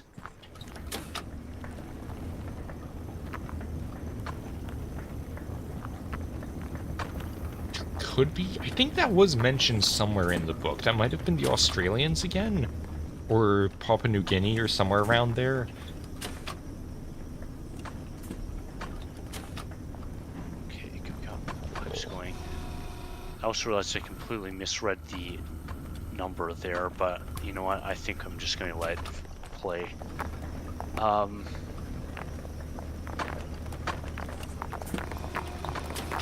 Wait, could I kind of double feed this? I don't think I've got room though. Hang on. Maybe I would. Yeah, but like just the number of like flying serpent gods that appear in mythology is very interesting. The Central American people had a lot of those, like the Maya and stuff had. Yeah, that's like I said, Quetzalcoatl. Okay, I didn't actually know where that was from. Yeah, We are still leaking stuff here, and it's annoying me. Oh yeah, and Because I thought I solved that issue. Toasty also mentioning the blood falls in Antarctica. Oh yeah. Good old Antarctica, huh? That's... Yep. Yeah, I'm just saying, like, it's actually just iron-rich salt water. It's like, well, yeah, they would tell you that, wouldn't they? Actually, did you see that video recently? I might have actually sent it to you. About that guy, he was secretly recording on a ship that was headed there. And he brought a Starlink with him. Mm-hmm. And the captain of the ship came and confiscated it because you are apparently not allowed any sort of wireless communication devices. Basically anything that can reach the outside world in Antarctica. And of course, the obvious thing is, okay, but why? Yeah, why would you care? Yeah. Which to me basically means you're not gonna see anything, but just in, because, it's very... We're not just gonna let you wander off into the mainland, or the inland Antarctica. You're not gonna see anything. But just in case you do, we're not taking any chances. Yeah, that's kind of what I was getting from that. It's like we don't want you noticing the mid-century German flying saucers, or the pyramids, or the psychic subterranean people coming up, or any of the other things that you aren't supposed to know about.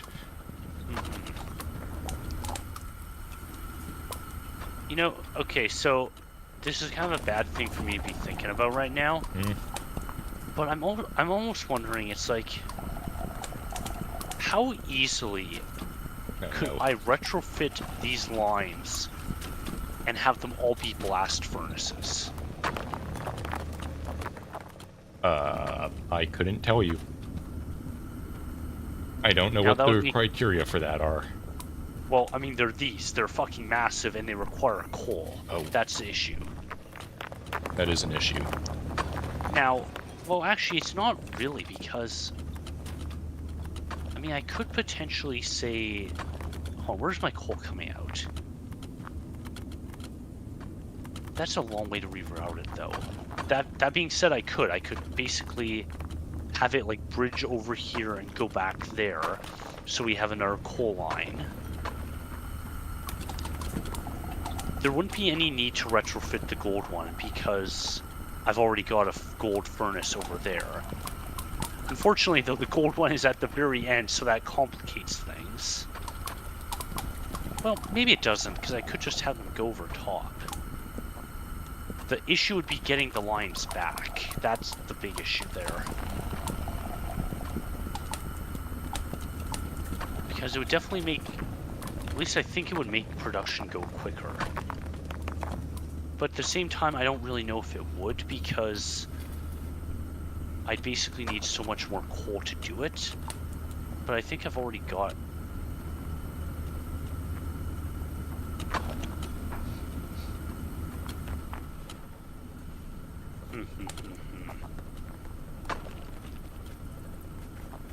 Wait a minute. Okay, I just had a random thought. Do these actually need coal to run? Do they?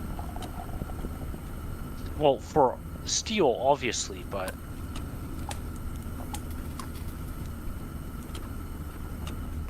Huh.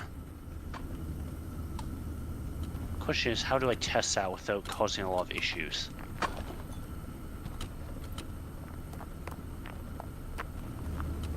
Okay, you know what? Hold on. Well, let's test this. We're gonna test this.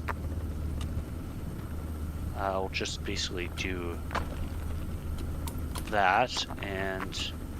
Okay, let's see. No coal is going into this thing. Will it keep making gold? Let's see. We'll probably start dropping temperature here. I think. Did I just hear an ominous violin as you said that? Oh, fuck. What's breaking now? Oh, no.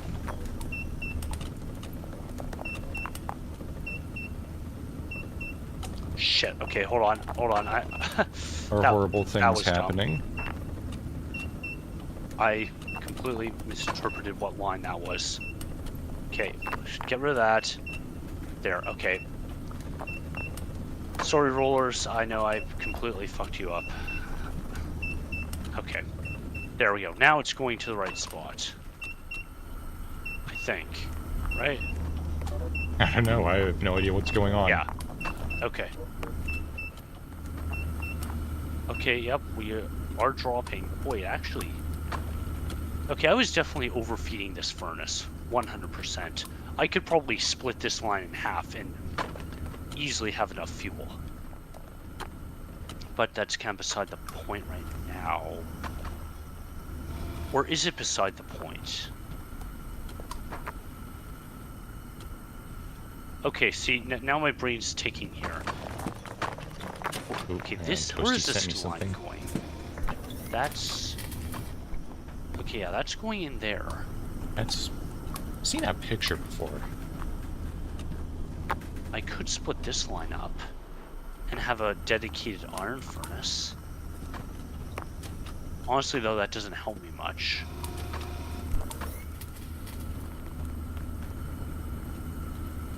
Yeah, well, I'm overfeeding the hell out of these furnaces.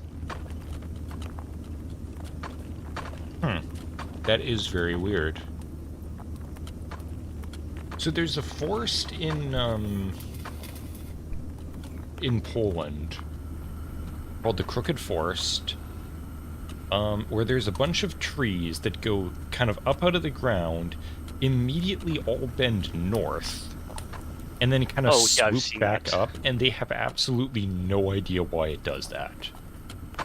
Yeah, that's a weird one. Yeah, it's like, well, why did this happen? Now.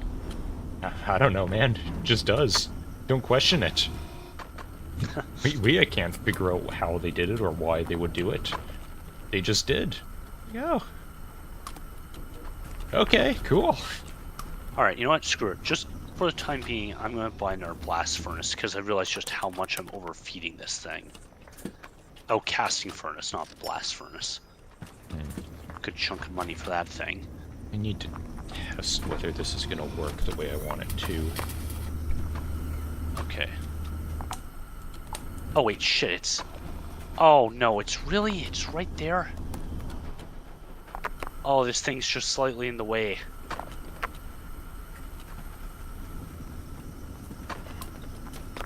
Actually, that being said, okay, come on, Cole, go down. Maybe... Although wait, this kind of ruins my whole concept, though.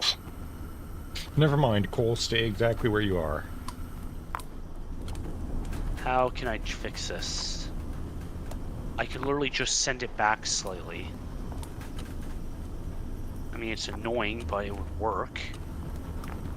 Okay. That would... Wait, would that... Yeah, it's literally off by one space. Damn, that is so bloody annoying. Okay. Alright, hold on. We got to wait till these go away. There, okay. Then we need basically a stupid little S-curve right here. Oh, this is gonna be hard finding a time to do it. Why, you're trying to get it between loads of stuff? Yep, okay. Okay, that's probably a good one. Wait for it. Wait for it. Here we go. Wrong button. Oh, and I did it. Not a single thing spilled. Yay. Now, here comes the real tricky part. I have to basically move this back. And hopefully not break anything. Yeah, that'll be fun. Alright. I think we're gonna have to spill something for this. Or maybe not. Hold on. Oh shit, where'd it go? Ah. There, okay. Yes, yes, I know. Okay.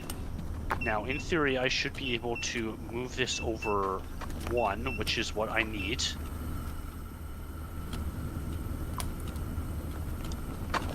Then we've got to somehow...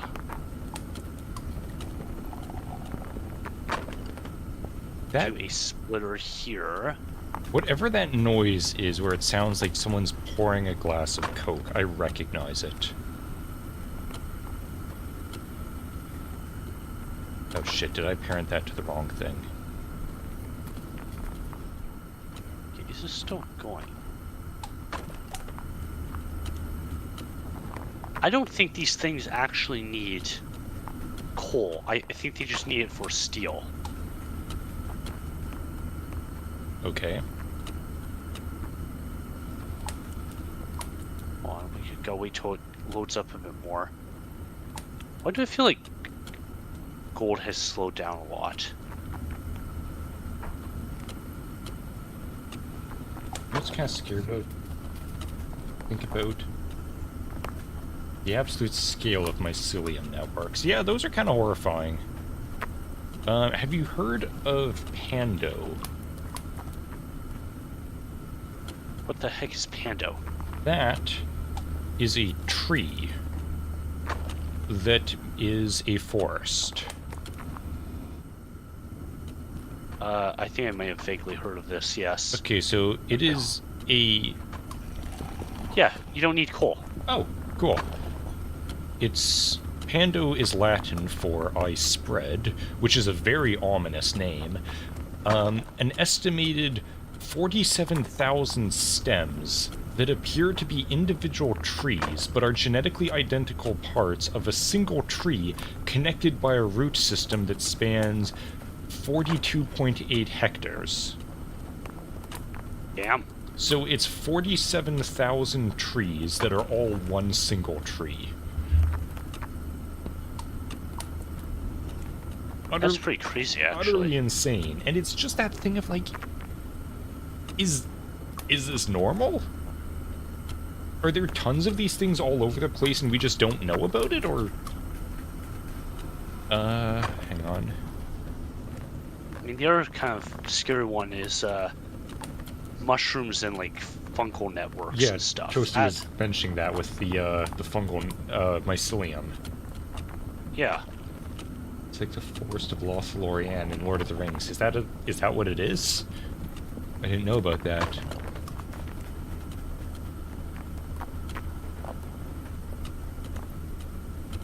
Oh my god, there's also a marine plant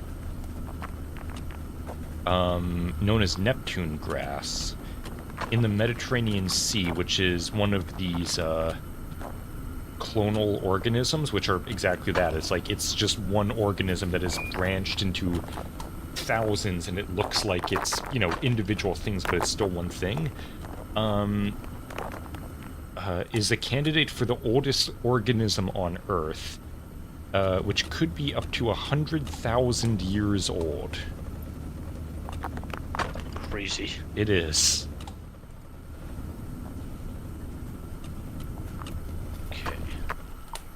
Oh, hang on. Alright. While you're doing things, I need to see if I properly... Oh god, I did not. Where is that coming from? What part of this did I not correctly rig? You assign to there.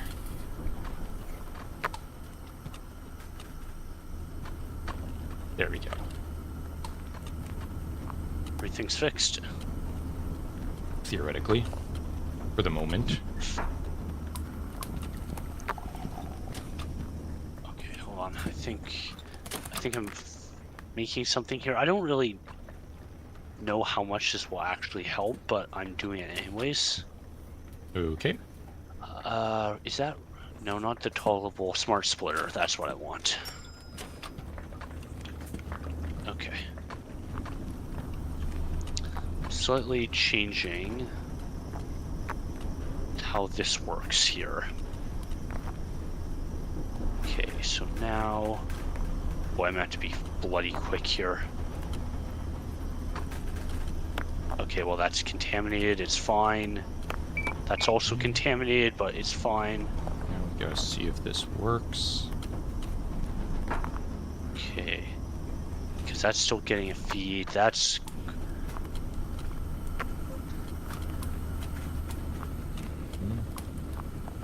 Okay, the coal's just going that way.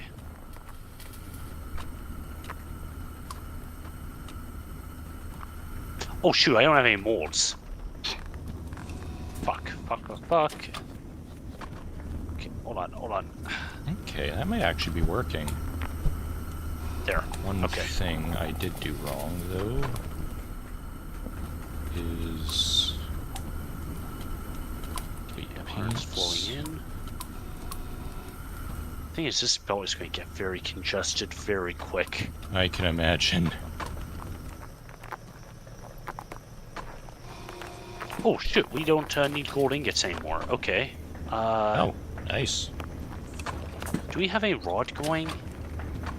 I don't think we do actually. Okay. Nice. Wait, why are you not Let's- selected? Why are you... Wait. Okay, you go on.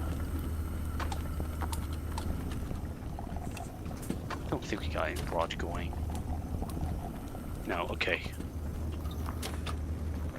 Why are you not? That gold plate might become a little bit of an issue. The iron plate's still going good. The pipe is still pretty far behind, so we don't really need to worry about that. We should have gold rod. Yep, there we go. Good, good, good, good. Okay. Oh, I really want that pipe to hurry up. I can actually see you guys are actually making iron, right? I hope so. Okay.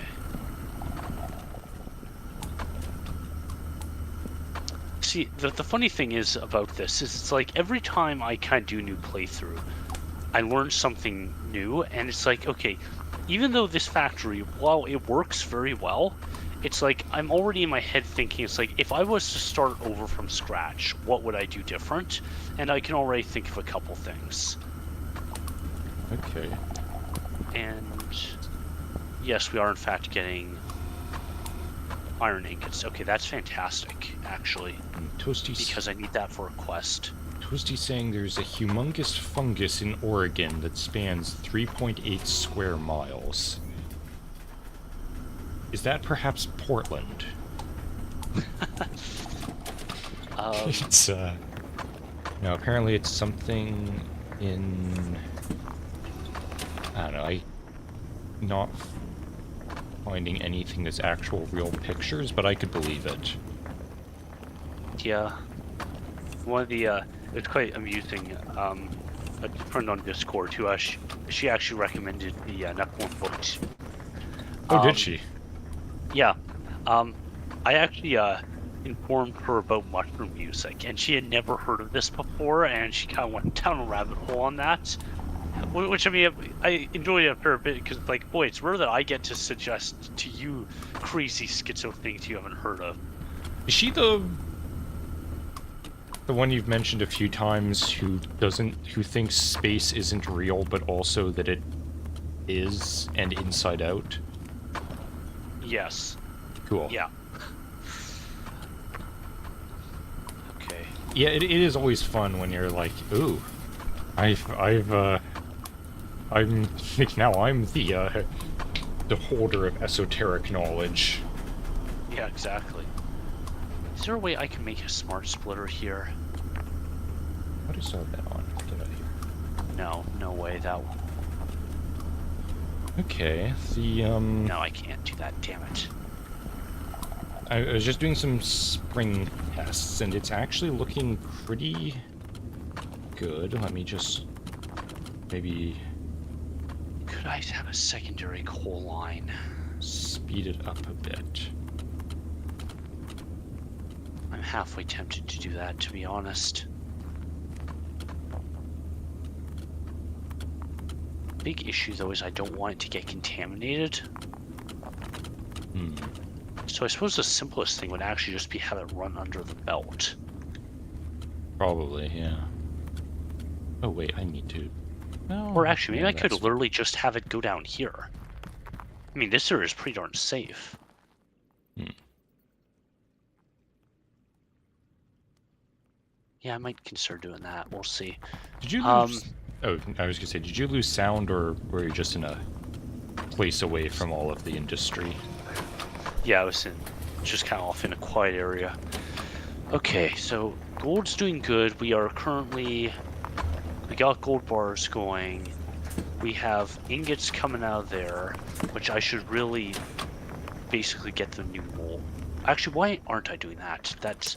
I'm wasting material there. Double. Yes, that is in fact more efficient. Ooh, that's like half my money right there, but I think it is worth it. Every time I look over at the stream, I completely forget that I am utterly stationary except for my mouth.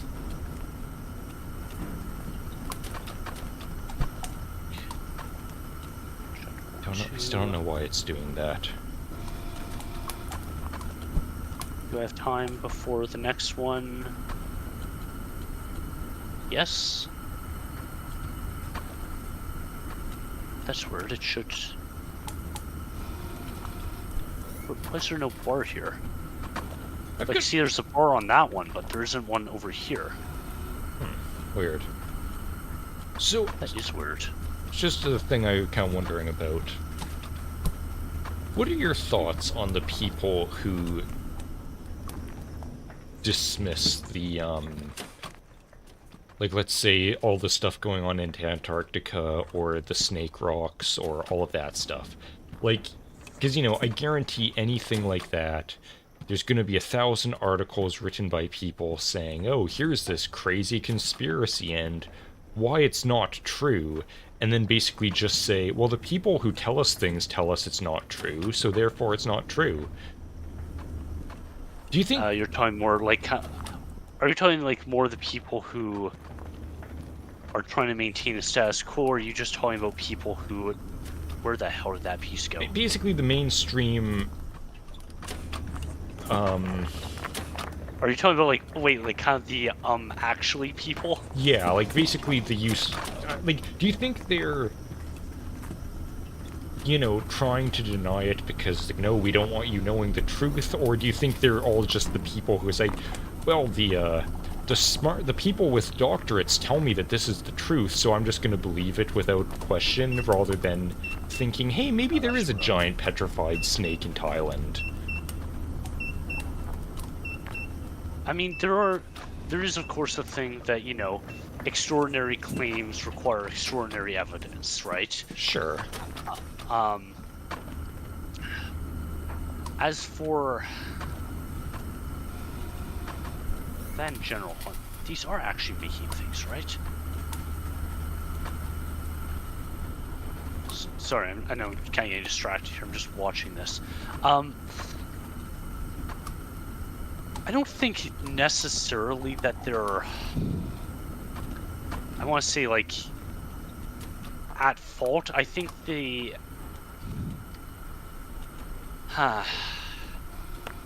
like, there are certainly, it's kind of a large group of people to lump into one, because on the one hand you have the people who, I suppose, take some sort of security in knowing that the world is the way it is, right? That what they're told is correct, and that I suppose you can feel safe. Now, on the other hand, you have people who, I think it's more of an ego thing. They don't actually really even care about how the world really is. They just want to be correct.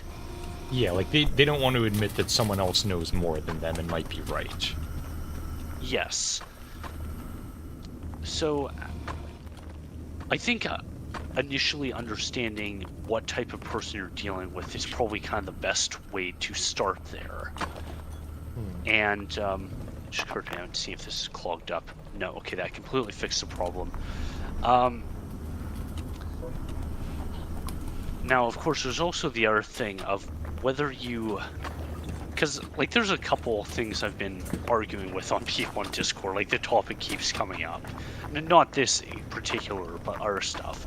And at a certain point, I'm just kind of like...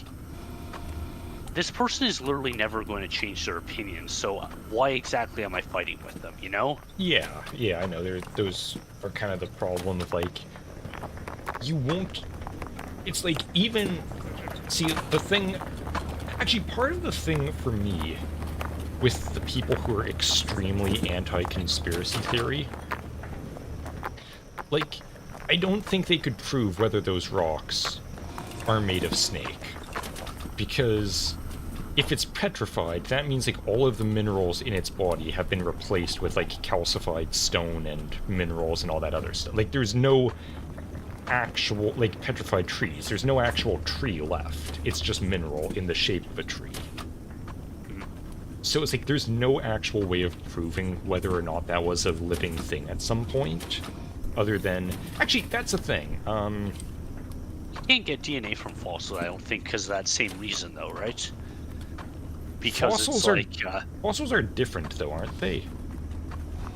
Yeah, like, it's not like amber, where it's like, no, things just encased, basically, and... But it's like, no, these things... all the living matter, I guess, has been replaced by other minerals. Yes, yeah, exactly that. But it's like, you know, you look at these petrified trees, and it's like... Or logs, where it's like, it's all just rainbow colors, all these strange minerals that have accumulated in the shape of the tree. It's like, prove to me that's a tree. Like, what, it looks like a tree? That doesn't mean anything. There's lots of minerals that form in that shape. You're just telling me that's a tree because it looks like it, whereas I'm telling you that's a snake because it looks like it, but I'm the one who's crazy. Ah, okay, I see what you're getting at, yeah. So, and what it kind of comes down to in that regard is the anti-conspiracy people, I genuinely think they just hate fun. Yeah, it could be something like that. Because like, if you look at a cake, like a giant rock that looks like a giant snake, and you can say like that is a giant petrified snake from like 1,000,000 years ago that has just become stone. And they say, no, actually, it's because the rock forms in this certain way that it creates this thing that looks like scales, and actually this, and actually that. It's like... Man, you're fun to talk to. I'm gonna go over here now. Like, you got no joy in your life if you can't accept that it's like, okay, it would be cool if that was a giant snake. Yeah. I suppose it also kind of opens up the thing of, like, well, why couldn't it be a giant snake, though? Yeah, like, we know, you know, it's like, yeah, here's potentially all the reasons why. Yes, it might just be a stone thing, but, you know, and maybe this is also kind of part of it, the kind of open-mindedness. It's like, what if, right? Yeah. That, to me, is kind of a big question in terms of, like, science and discovery in general. You know, what if there's a new land across that vast ocean? What if there's particles so small that we can't even see them with the naked eye? What if this, what if there's an animal out there that we've never seen before? Exactly. You know, like, just kind of what is beyond human perception? And it seems like, for whatever reason, there are certain people who just, that doesn't interest them whatsoever. Yeah, I don't understand that mindset. I've heard a theory that well, there's two alternatives to this. One of them is that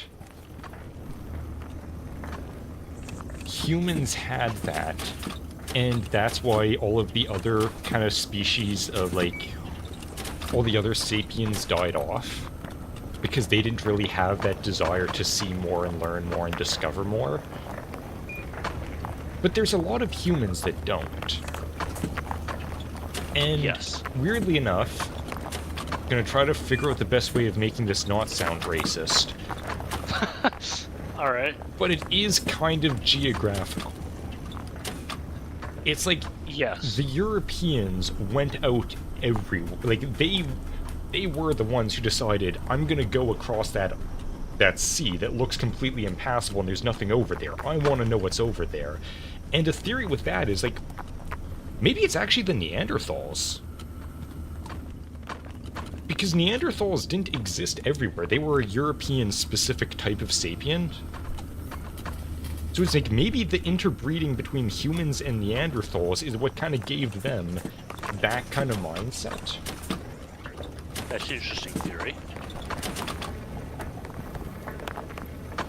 Yeah, I suppose that could make sense.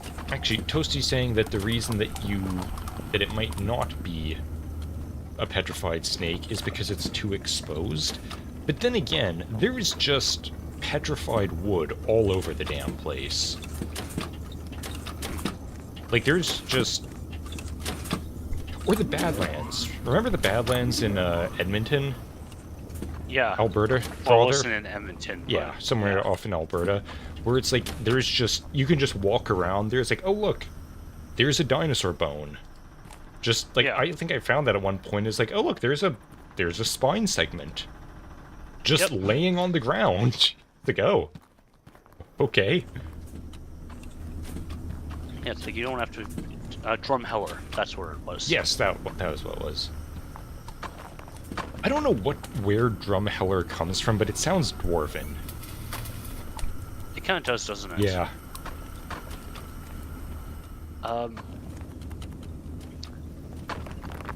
Yeah. You know, the other thing, I actually still find this quite fascinating.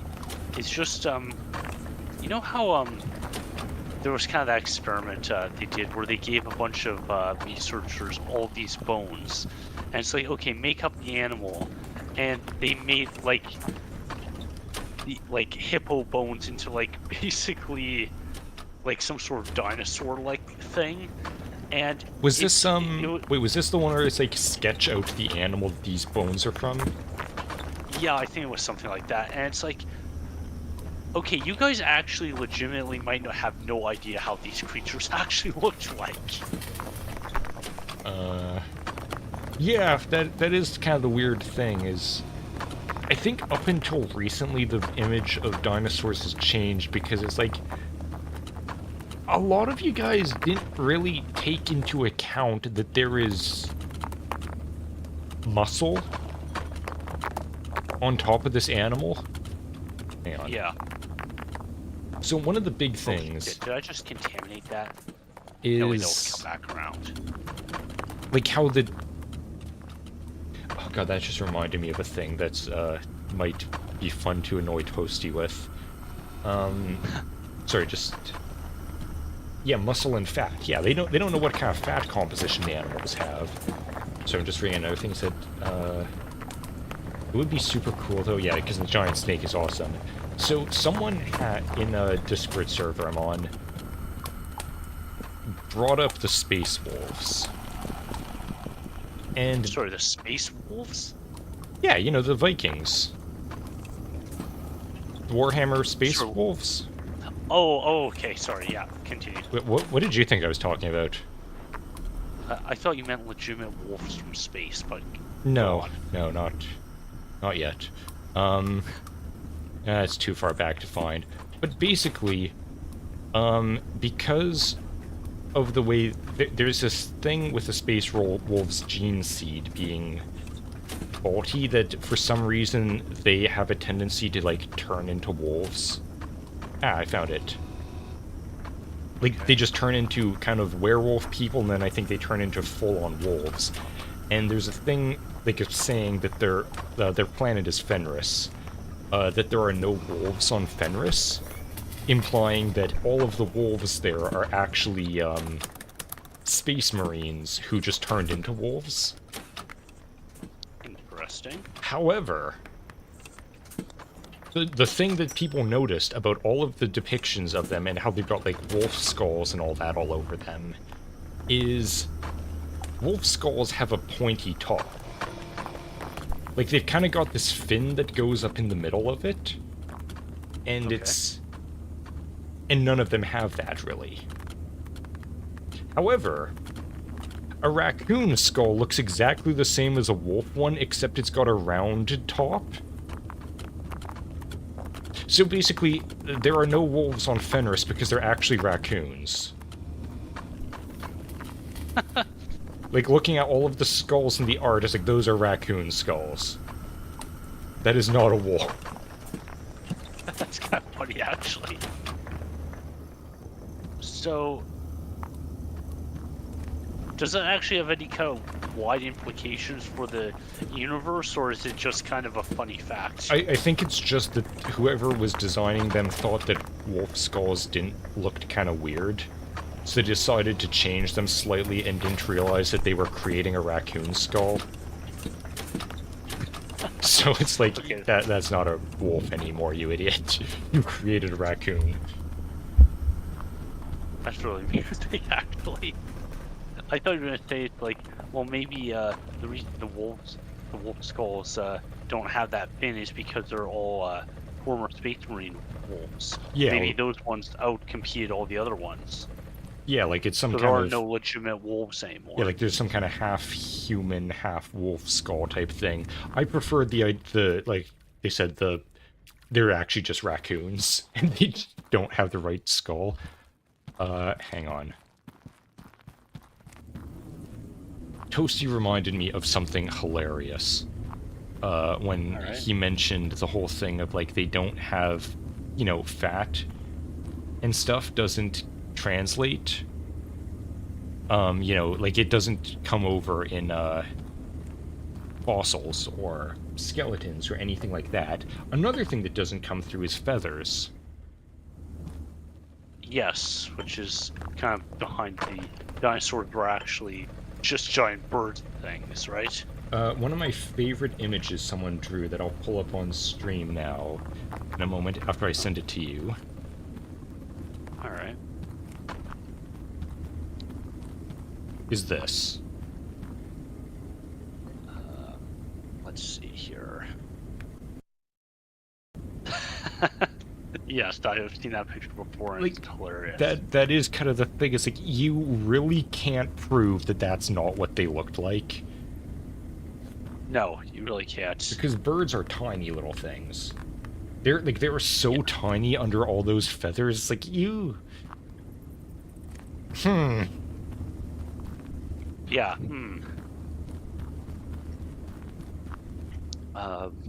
Let's see, like... Yeah, like, you look at a sparrow without feathers, and it's like, that's just a dinosaur. yeah, They could have just had big, floofy feathers. yes, they absolutely could have, and I find that hilarious. Yeah, it's like I said, there's literally no way to prove that isn't exactly what they looked like. And that the dinosaur era was just the stupidest time in all of Earth's history. Just giant puffy birds running around. Yeah, exactly. What the fuck happened to that diamond? Probably got eaten. But I just tested it and they don't. Well, you've been saying that for about 7 streams now. Or 5, rather. There's only been 5 streams. I'm hearing a diamond break. That's so weird, because like I said, I literally just took one up, and I threw it in the crusher there, to see if they get crushed, and they don't. So where the hell did it go? I am certain I just heard the glass shattering sound. That's very odd. Hold on. You know, wait, we're gonna test this. We're gonna test this, like, right now, one more time, because there is, in fact, some diamonds here. Okay. Pick up a diamond. I've got a diamond in my hand. Here's that exact same machine. Just, drop it in. There it goes, into the machine. It doesn't help that I just fell. Yeah, there we go. Diamond comes out. Well, there must be another one somewhere breaking something. Okay, well, hold on. So it goes in. Is it actually going all the way down? Yes, it is. And then... Okay, now let's get more curious. Is that Where not the where... heck did that other diamond go? Wait, there was a second one? Well, yeah, I did one. That's what prompted this whole thing. I had one on that belt. It went in. And now suddenly, poof, it's gone. Interesting. Very strange. Yeah. Anyways, Yes, Toasty is going off on a Warhammer Spurg. Yep. I figured Yeah, as much, understandable. and was hoping for that outcome. Okay. Hey, Toasty, I assume you have like a bunch of Warhammer minis, right? I don't know if he can afford it. Let's find out. At some point. Yeah.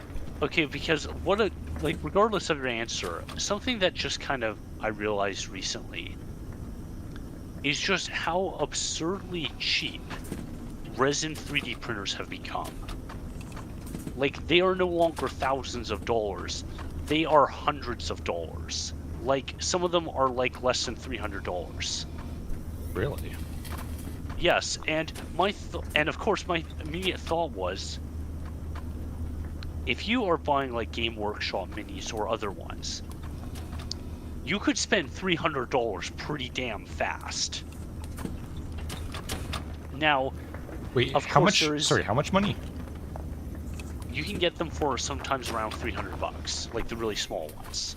Hang on, let me go to the Games Workshop website and tell you how quickly you could spend $300.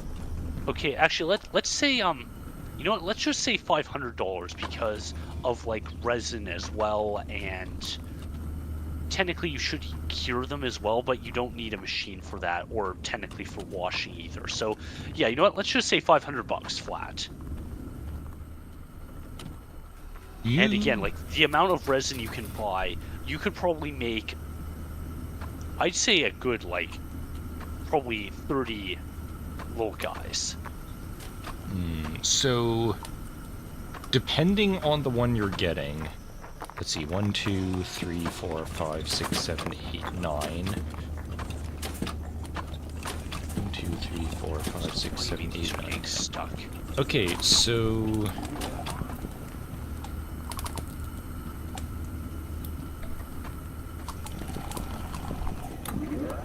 Okay, so Space Marines, you can get 20... So about somewhere between 9 and 20 Marines can cost you anywhere from $40 to $100. What is the difference between these things? Not the slightest clue.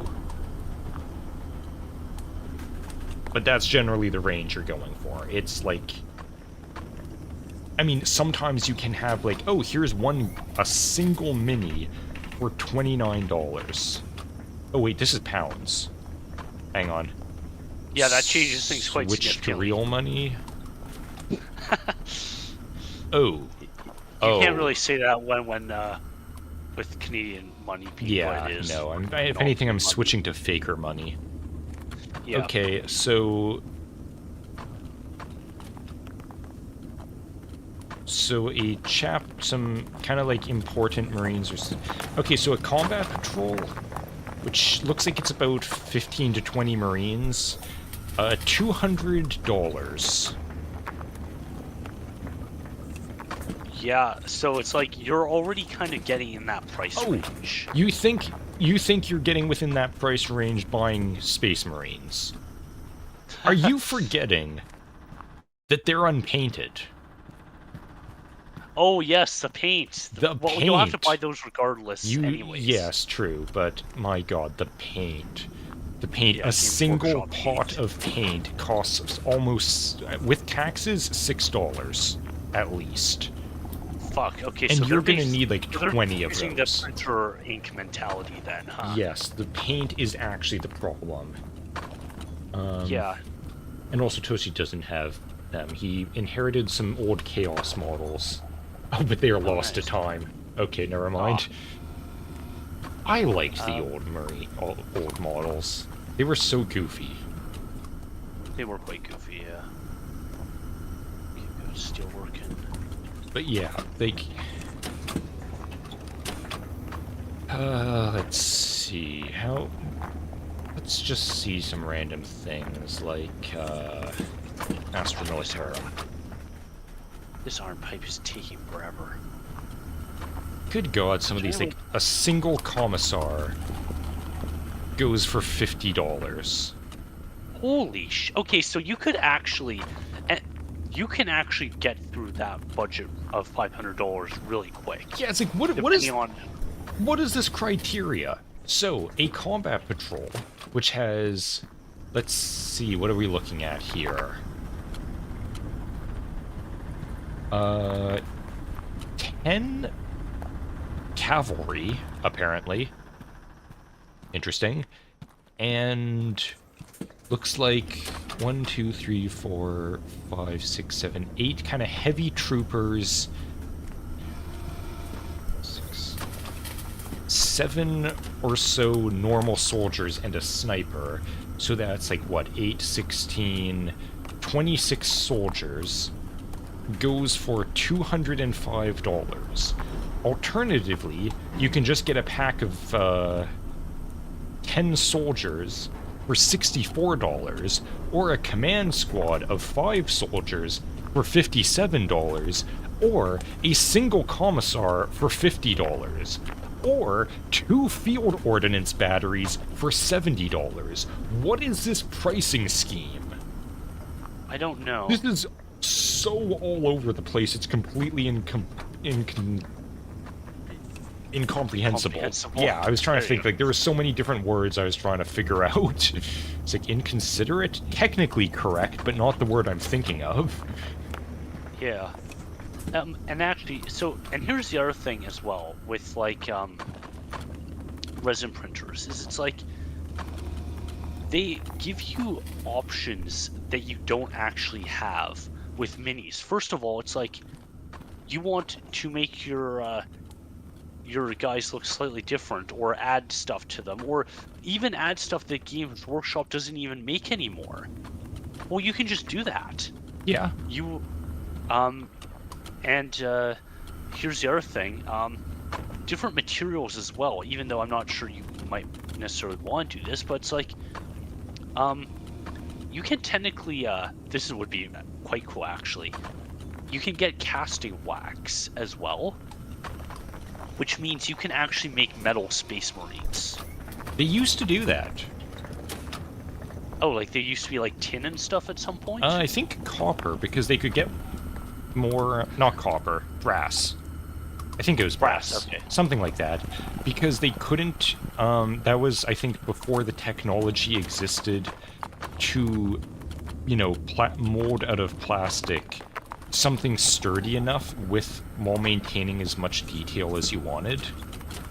Ah, okay. So they kind of had no choice but to make little brass soldiers. What the fuck is this? Oh my god, the Mars Pattern Warlord Titan body, just the body, not the head, weapons, or heraldry, will set you back 1,200 pounds. Oh, okay, yeah.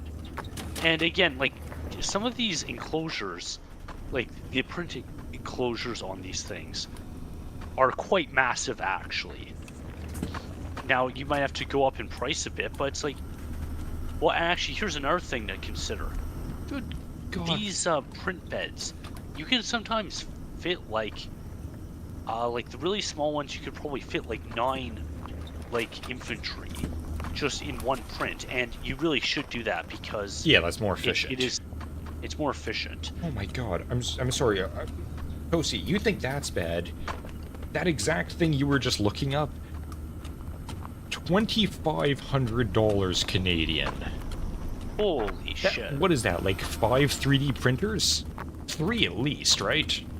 Yeah, quite easily. You could get 3 3D printers for the price of just a body with no armaments at all. Yeah. Oh. So, yeah, and that's kind of the thing I'm wondering is like, legitimately, how are they not, like, screwed at this point? Like, it just, like, I know a guy on a server, he makes his own minis. He, like, designs them from scratch, too, kind of in Warhammer style. Cool. Don't say who he is, otherwise Games Workshop will come after him. Yeah, I know. Actually, this was quite recent where, somebody got all the, what are they, STL files, I think, for everything Games Workshop currently has and posted them online. Ooh.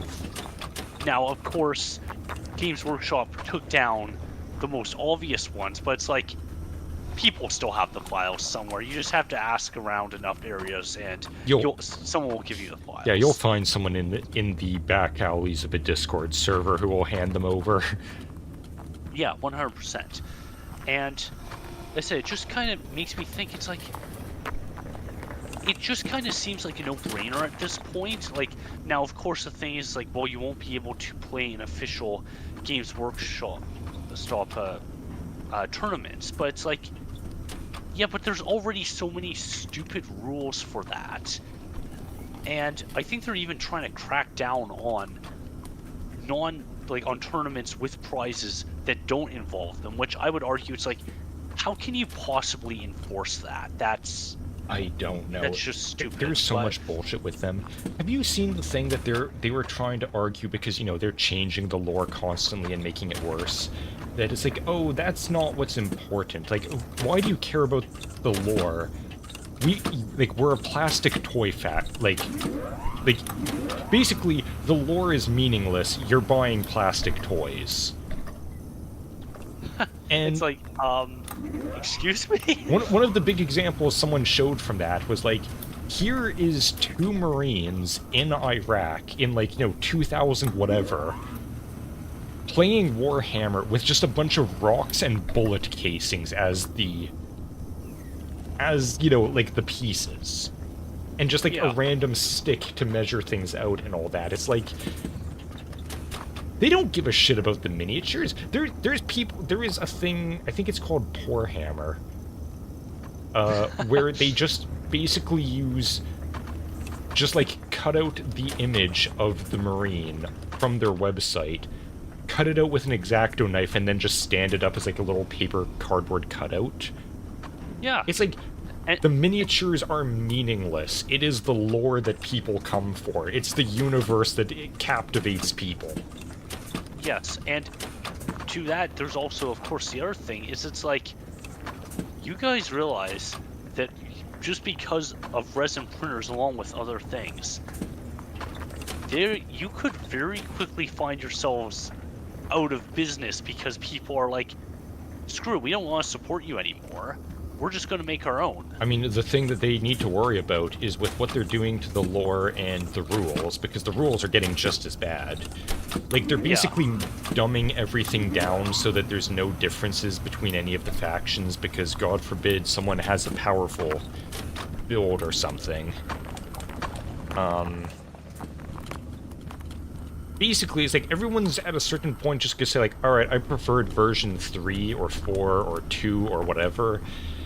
And I'm sure I can find a PDF of the rule set from that era. Oh yeah, absolutely. And then just play that.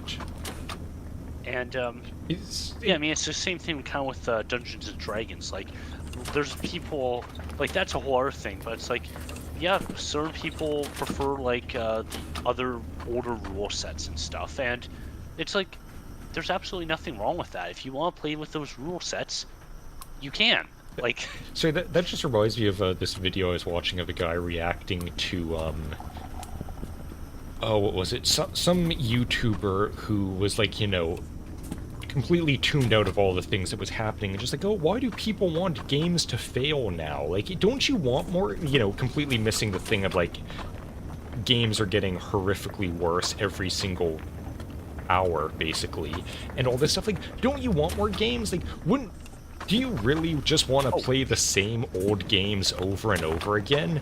And the guy reacting to it is like, yes, I will play Hearts of Iron for like the next 40 years before playing some of the new slop that's coming out. Like, I don't care. I will play this old game ad infinitum. You cannot stop me. Yeah, it's exactly. Like, there were better games, and I will continue to play them rather than just keep up with the new crap that's coming out. Yeah. Oh yeah, and Toasty's right. Yeah, Games Workshop's not getting a penny from him. Yeah. I bought a little package of 3, I can't remember what they were called, but they were the, Space Marines with, the skull helmet, but only half of a helmet, I think. They were, scouts or something with giant, goofy knives and stuff, because I thought they looked cool. I have no idea where they went. They disappeared in the last move. Damn it. Alright, well, that's kind of fucks up some. Never finished painting them. You know, actually, this just kind of occurred to me of... I feel like this must exist, but I don't think I've actually seen any, like... At least not that I know of one. Why is there no, like, basically fleet commander game? Like, with a bunch of, like, you know, mini, like, flagships. Like, it could be pirate ships, it could be, like, spaceships, like... I feel like that's got to exist, right? Hang on. Or have I just stumbled onto, like, a, untapped market for the, what's it called? Is it called wargaming? It's... Yeah, tabletop war games. Tabletop wargaming, yeah. Okay, I am seeing stuff. Okay. Drop fleet commanders apparently one. Alright. That's almost done. However, also... Yeah, there's little miniature fleet command games, I think. Oh wait, no, I am getting gold coin. Holy shit. Wait, That aren't is I? a big model. Oh yeah. Wait, where's gold coming from? Primaris Scouts, that's what they were. Oh, See, rightfully saying, ew, look, I was just getting into Warhammer, I didn't know anything about it, and I didn't realize how cringe the Primaris are.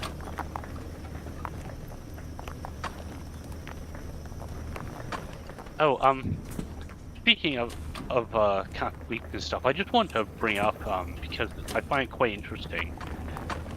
So, I started watching, Battlestar Galactica, the 2004-2005 series. Yep, how is it? And, it's very good. It's very, very good.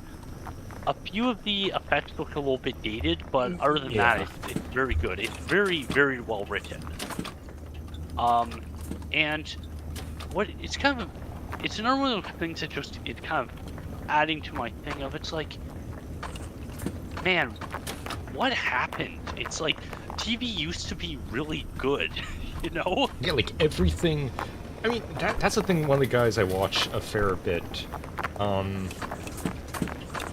has brought up is like, the problem we had back then of why so many TV shows ended up getting cancelled was because everything was so good that the things that were slightly less good weren't good enough.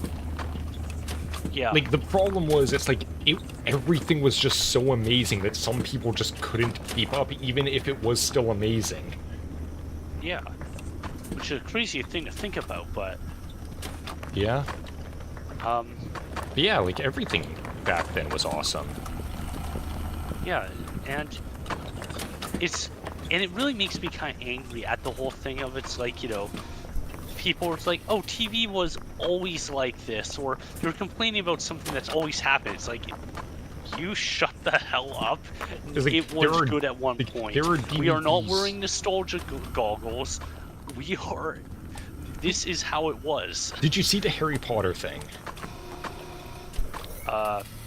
Be more specific. Like how they're doing an HBO Harry Potter series and it's shit. Probably. Yeah. So, there was this... you know the scene when Harry first meets Ron on the train? Yeah. Someone's showing pictures of it, like side-by-side comparisons of it, where it's like, you know, basically exactly the same thing, but it's like...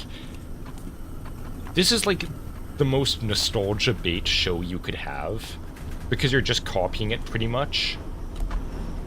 But here is shot for shot, like the exact closest shots we can find, where the old one, the kids are smiling, everything's got warm, bright colors, it's all beautiful looking, and then the modern one, the kids are not smiling, everything's got that blue-gray dark filter on it and looks miserable. It's like... we have a direct comparison of you shitifying it. Yes. Okay, this is bugging me. Where is all this stuff leaking from? Is it literally falling through this one gap here? It must be. It must be, yeah. That's so annoying. But I can't do anything to fix that without blocking everything. So I think we're just gonna have to tolerate it. Yeah, it is weird just how it's like... we have direct, like you said about that, it's like, oh, it's nostalgia class. Like, I have direct comparisons and examples of you remaking the exact same thing but worse. Yeah. It's like this is undeniable. And so, by the way, something else I want to bring up about Battlestar Galactica is it's like, okay, it is, first of all, it is so refreshing seeing a sci-fi future without freaking holograms everywhere. Like, I cannot express how much I enjoy that. Same. I hate also, holograms. The other thing you were kind of mentioning about, like, you know, like warm tones and stuff, and it's actually interesting because even though the show was shot in, like, kind of the digital age, they actually, I think this was an intentional choice. They made it grainy to kind of add to the atmosphere, and it actually looks, in my opinion, quite good.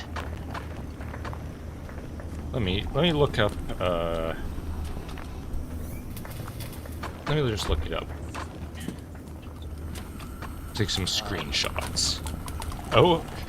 Yay! Sorry, I just saw a character. Kara? Okay. I am so happy. It's like, there she is, mid-2000s female protagonist hair. Yeah. They all have Yes. that exact hairstyle. You are absolutely correct. Oh shoot, what else? I looked up her actress. Oh damn it! What else was she in? It was something you would recognize too. Let me see. Okay, there she is. Katie Stackhoff. Yeah. Oh, I'm mad. I just looked it up last night. I can't remember where it was.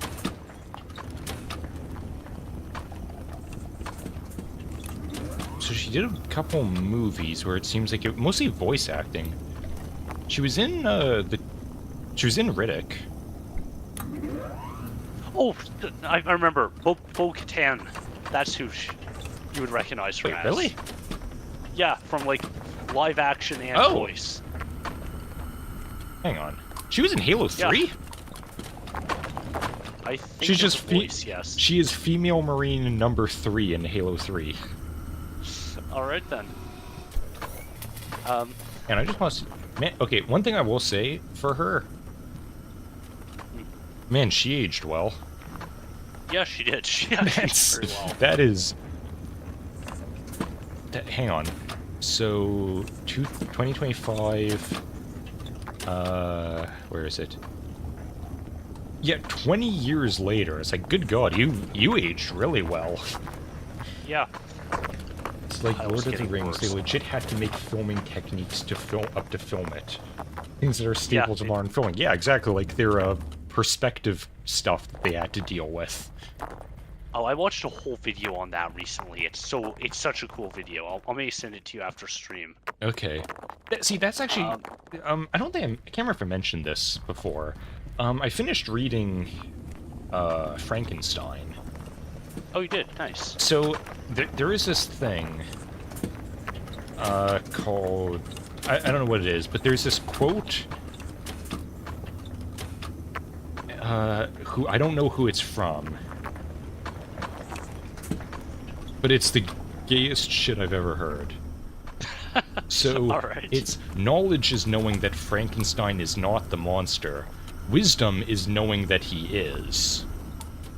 And I'm attributing that quote to someone who's never read the fucking book. Like, Frankenstein is totally cool. He's never done anything. Like, he is... Like, he makes one mistake and then suffers for it throughout the rest of the book. The mistake obviously being creating life, and he's just like... Every single time it comes up is like, anytime someone dies, like, oh my god, I got this person killed through my actions. I wish I could do literally anything to take it back. The moment I see that monster, I need to fucking murder it. Like, to the point where at the end of the book, is like, he's on his deathbed, it's like, I still need to kill that thing. Like, I cannot, like, it needs to die. I will do anything. Like, my soul can never rest until this thing is Yeah, gone it's like from the I will world. do anything in my power to change these events or try to stop this and try to fix these problems. But also is very understanding of the monster too, because it's demanding that he make it a female version so that it's not alone and has, someone there. Because, that's his main complaint, is like, everyone hates me because I am a horrifying abomination. So make me another one so that I can have someone. And even though it's already killed his little brother and blamed a family servant who has, like, been in their family for, like, years and got her executed for it too, he still decides, like, as the monster's creator, I do kind of owe it. So, like, I did abandon it, I did leave it to its fate, I will admit that maybe I should do this, but then decides at the end, no, what if the I created this monster and it gained a will of its own and chose violence. How do I know that this female one won't do the same thing? And won't be even worse? How do I know that this won't satisfy the monster? How do I know that the female version won't be just as disgusted in the other monster as the rest of humanity, making him more angry and want to wipe out humanity even more? It's like, no, this is a bad idea. I will,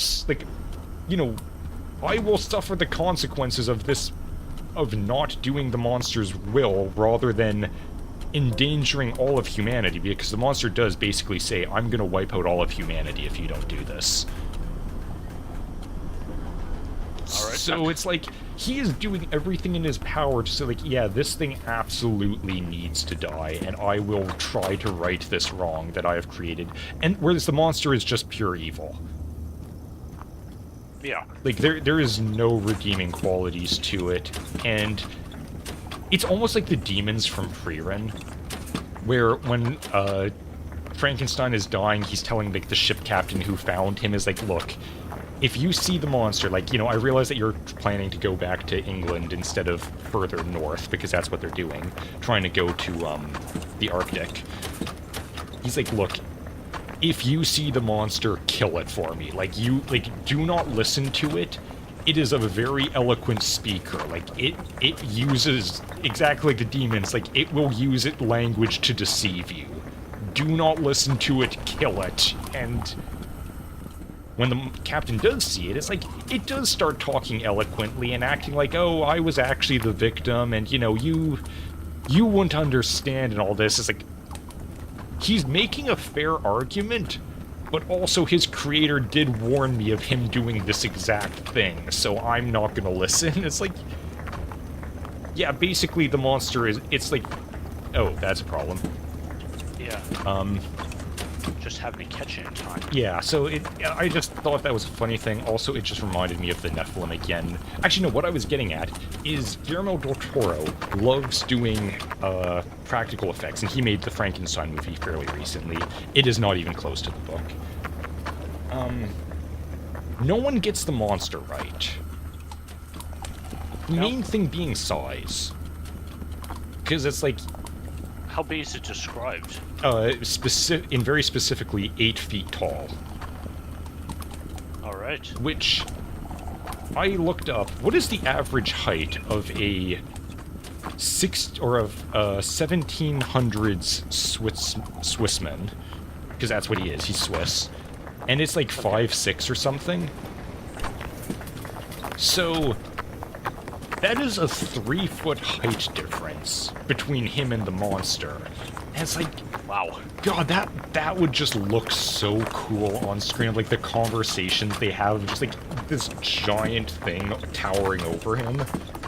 And him still trying to basically fist fight it to death, and it's like, no, like, yeah, that is the other thing, is like, he is so willing to just like, oh yeah, I am definitely going to be torn to pieces by this thing. I still want to fight you. Yeah, it's actually quite refreshing, I suppose. That is like, the protagonist is actually wants to correct his wrongs. It's all like, oh, things just... I always hate that trope. Things just happen. It's like, no, I fucked up. I need to take responsibility and fix it. Yeah, like, the entire book is him basically rambling about how, like, every horrible thing that has happened to me and everyone around me is directly my fault, and that is what's killing me. Yeah. Just around to come measured. Oh, Toasty has lost an inch. He's 5'6" now. Hilarious. You really are becoming a dwarf. Yeah, lean into it to go dwarf max. Sorry, Toasty also just... I missed a bunch of his things. The conveyor belt system looks like it flew by a black hole up with how much spaghettification it exudes. Yeah, I know. It's organized chaos, but it does in fact work. I'm running into a few limitations of the system, which is what this and, where is it down here, this new thing is. But it's like, if in order to fix this problem, I would legitimately have to build basically everything in frame here from scratch. And for obvious reasons, I don't really feel like doing that. That's fair. Like that is like half the bulk of the factory is just that system back there. That is a problem. Yeah. I'm still wondering if I can maybe do something with these, but I don't really... That's gonna be tricky to do. How could I do that? I couldn't tell you. I have no idea how any of this works. I sometimes wonder if you do either, or if we're both just like... God, I don't know. One or both of us must have been just in a trance while we made this. I have no memory of this contraption. Yeah, okay, that's... Isn't it always lovely when you discover a new problem that you did not have before? Yeah, and Okay, you're just like, hold on. when did this problem occur? Like, I feel like I would have noticed it before. Did this just happen? Okay, I could leave that alone, I think. I don't know a funny thing about Warhammer Could I? 40k. Sure, I'm always interested in that, Toasty. I'd have to put a new sorter. Would that even fit though, is the question. Hold on. In theory, yes, it would. Boy, do I start setting up this system now because I'm going to need it. You could. The problem is if we get shit landing on here, we are absolutely going to get contamination. But I think we're kind of past that, to be blunt.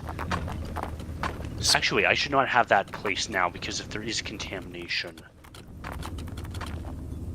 Okay, so the Space Marines known as the Red Corsairs keep getting mixed up with Chaos. They're not Chaos, they're just pirates. They make deals with pirates, sure, because they need to keep living, but they aren't Chaos, just pirates. I think I've seen them before. They've admittedly got kind of cool designs. I mean, they do look super chaosy. It's hard to argue with their perspective. It's like, those are, that's chaos as hell. So I'm assuming they're not loyalists, they're just a chapter of them who decided, we're just kind of gonna go off on our own. We don't really like this whole chaos thing, but also we're not sticking with the Imperium, so we're just bailing. Interesting choice, but, you know. Like, they got the horns and the spikes, and, I mean, the skulls don't really mean much. Everyone's got skulls. Yeah.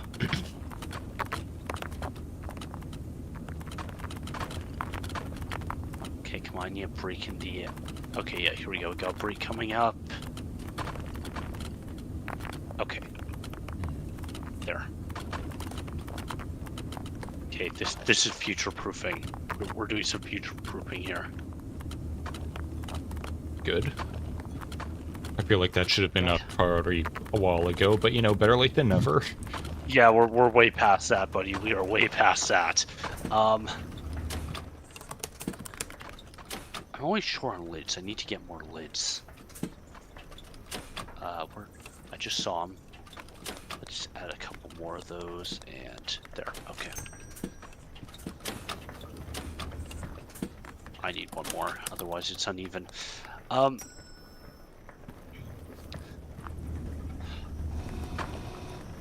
Oh, actually, sorry, I kind of got distracted from one of my points I was making about Battlestar Galactica that I actually find kind of interesting. And that's just the fact that, I guess just...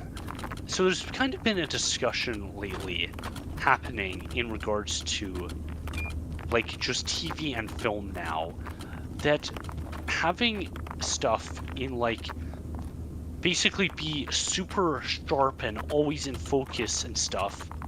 Well, maybe not the focus part especially, but it's like, you know, the whole thing of, oh, I can see the pores on this character's skin and all that. It's like, do we really need it to be that sharp, right? And, you know, more than do we need. Does anyone want it? Yes, and so that's...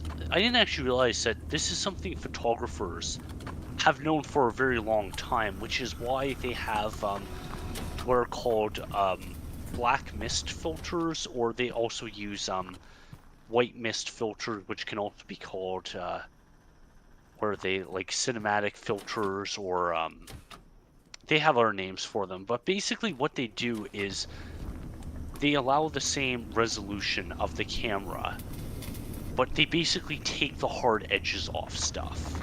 Oh yeah, I think you mentioned these before to me. Yeah, and it's like, okay, well, for photography, it's like, to me, it's like, this sounds like more of a woman thing, but it's like, do you really want every little imperfection in your skin captured for a photo? No. I don't think anyone does. So... I actually just watched a video talking about CGI, like trying to make CGI versions of The Shining, of like the blood elevator thing, and like all of the steps to trying to make it look realistic. And one of the things he said is like, just add overall blur.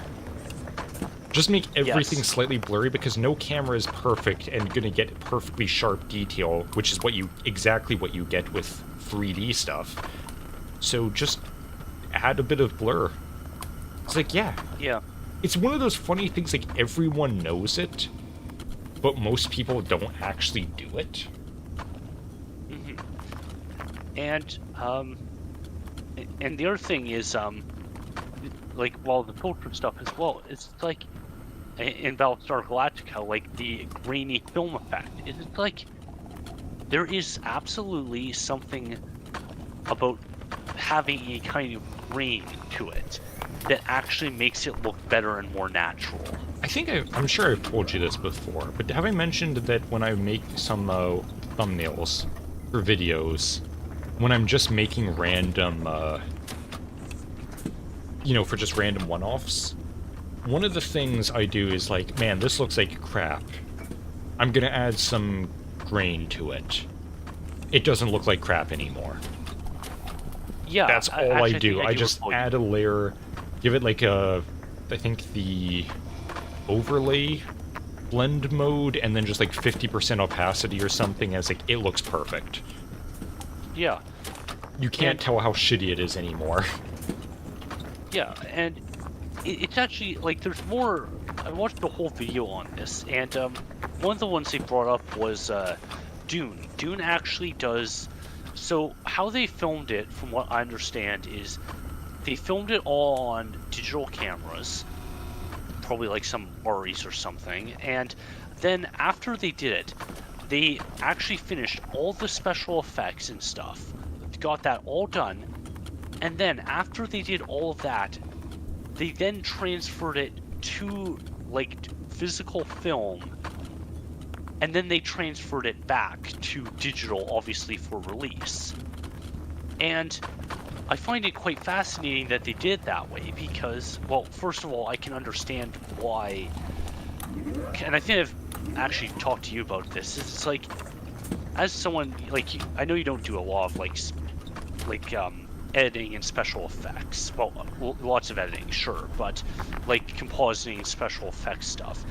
It's like I don't really think a CG artist wants to work with a grainy, basically starting product.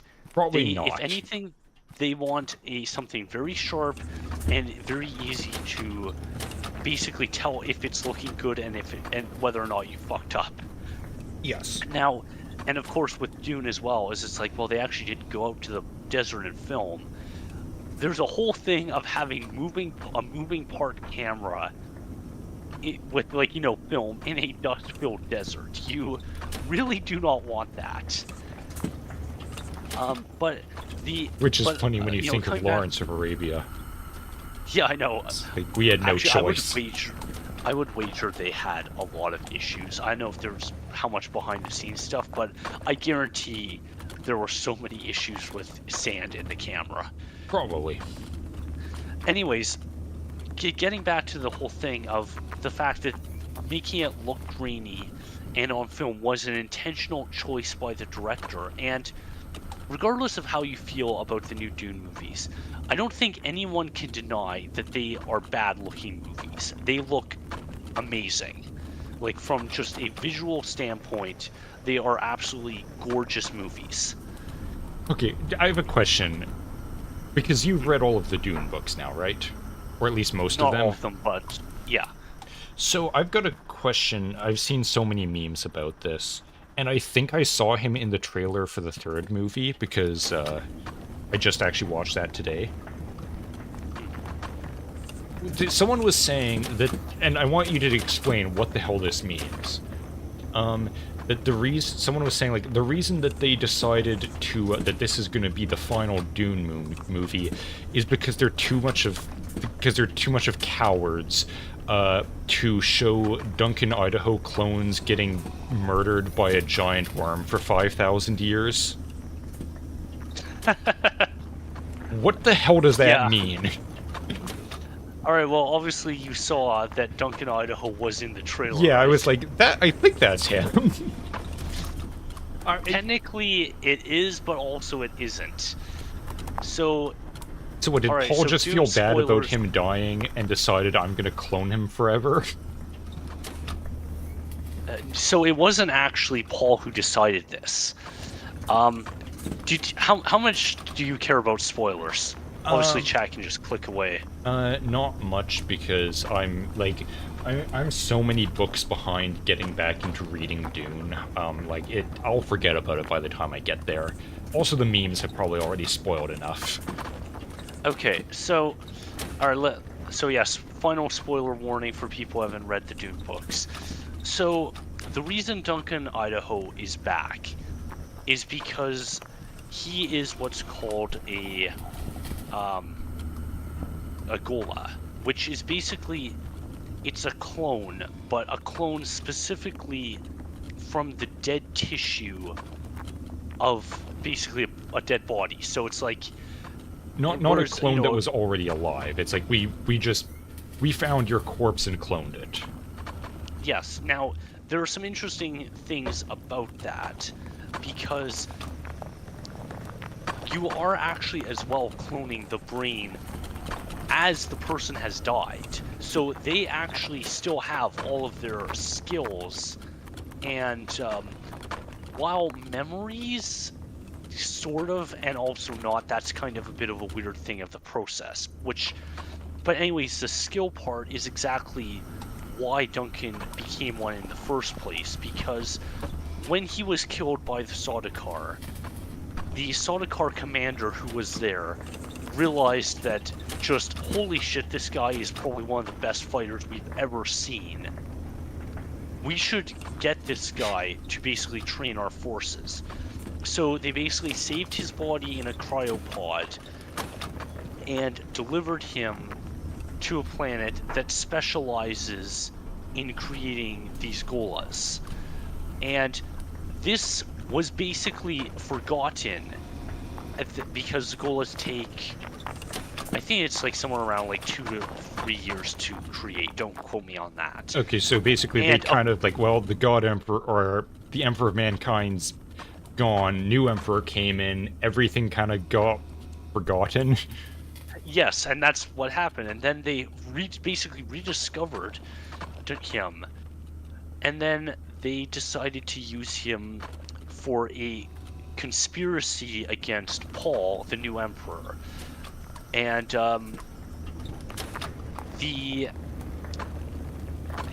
won't say exactly what his part is in it, but Duncan does have a part in basically Paul's planned downfall. Now, the one thing that actually slightly annoys me is it very specifically says in the book that Duncan has metal eyes, and for whatever reason, instead of, like, they specifically describe how they look. However, for some reason, they just decide to give him, like, regular human eyes with gray irises. Okay. So it's like, alright, whatever, I'm not exactly... The original, how it's described in the book, sounds way cooler, but I digress. So then, they basically give Duncan, who, he actually isn't called Duncan, they call him Hate, which with Hayt,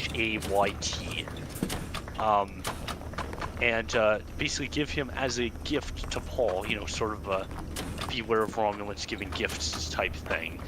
And Paul basically knows that's like, oh yeah, this is a trap. This is totally a trap. But I can't refuse the gift either because whatever reason. It was more out of loyalty to Duncan and basically service to his family. It's like, you know, even though he's dead, how could I really, you know, live with myself of this man in whatever form he is?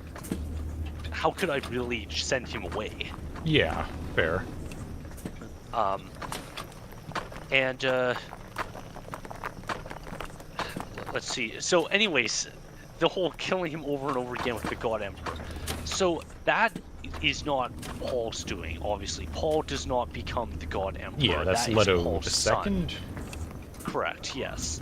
And Duncan is very instrumental to Leto's plans.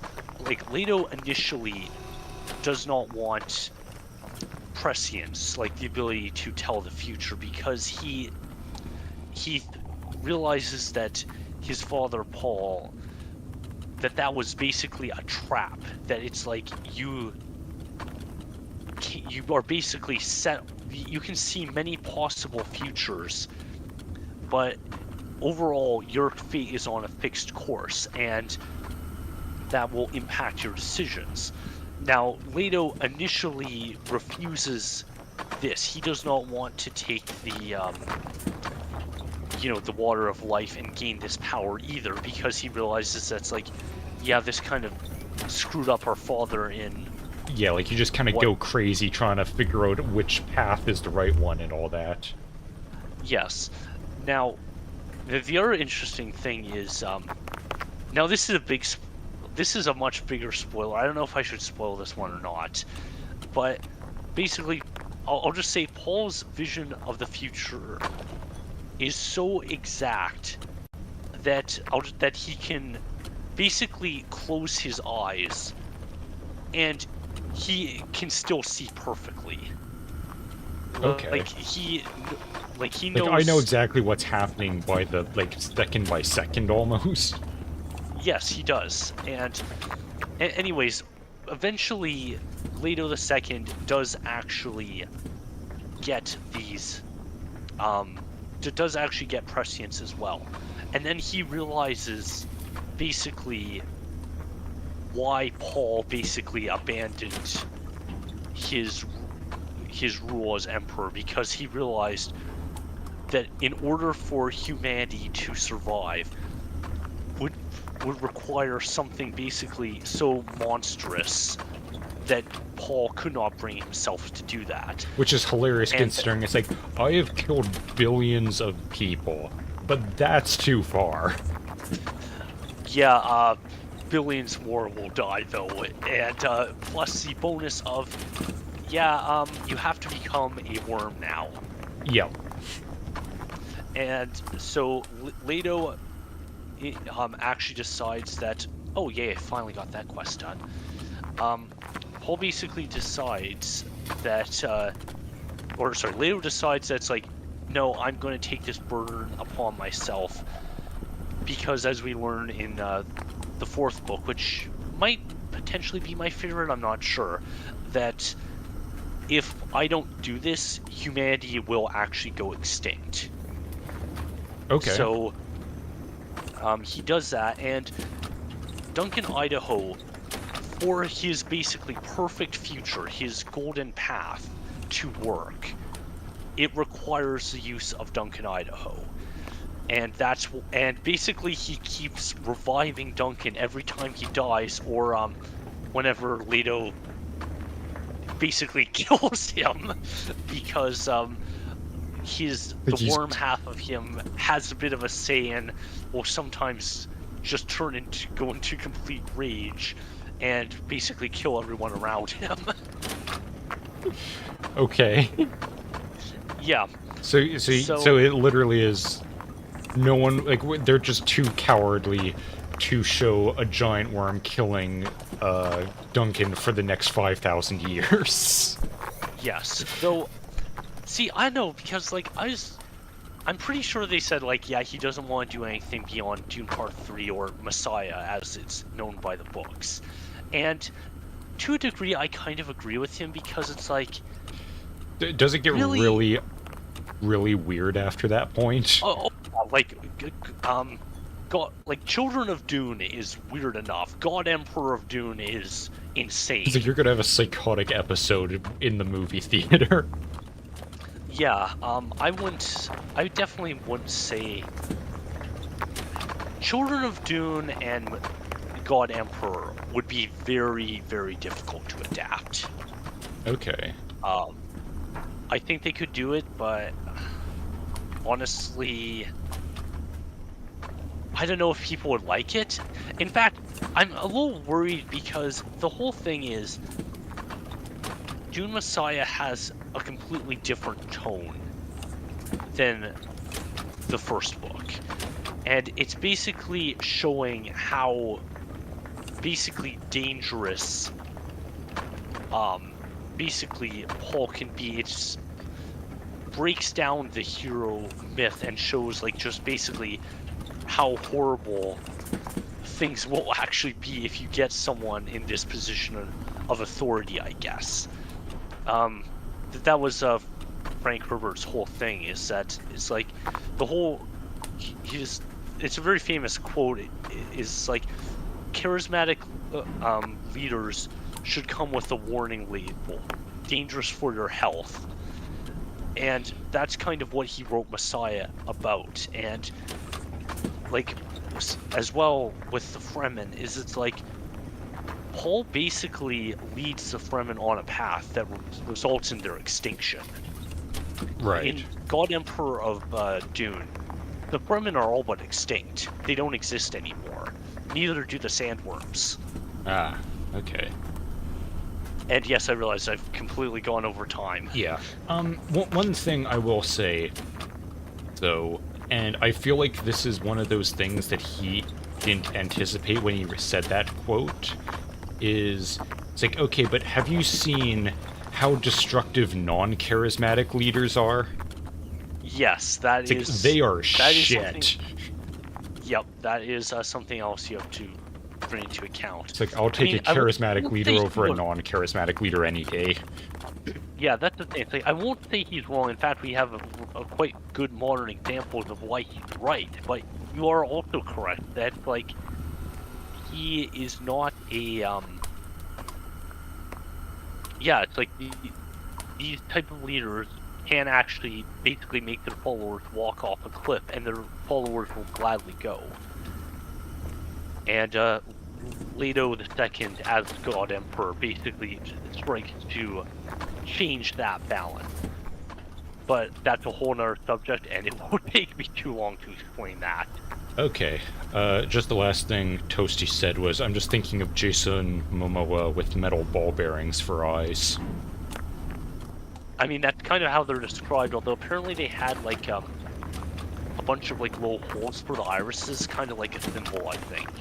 I think that's how it was described. I'm kind of thinking of my that opinion- one guy from Ghost in the Shell.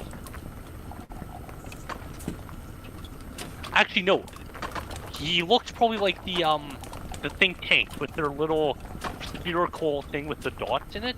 That's how I interpreted what they were saying. Sorry, they look like what? You know the think tanks with their like spherical cameras, and they've got the little dots in the sphere. Think tanks. Go- Like the yeah, spider like, you know, tanks? the talking. Yeah, the. Oh talking- yeah, okay. Yeah, they call them think tanks. I've never seen that one, so I don't know. Yeah, but yeah, that's how I was describing it. I'm kind of like, I think they should have kept that personally, but Yeah. whatever. I know for a fact, I said I won't spoil it, but it's like the last scene where you see Paul standing before his followers and his shaved head is like, I know for a fact they edited that scene to avoid a spoiler.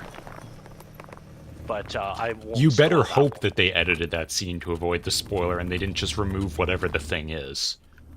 Okay, so here's actually just something I'll just bring up.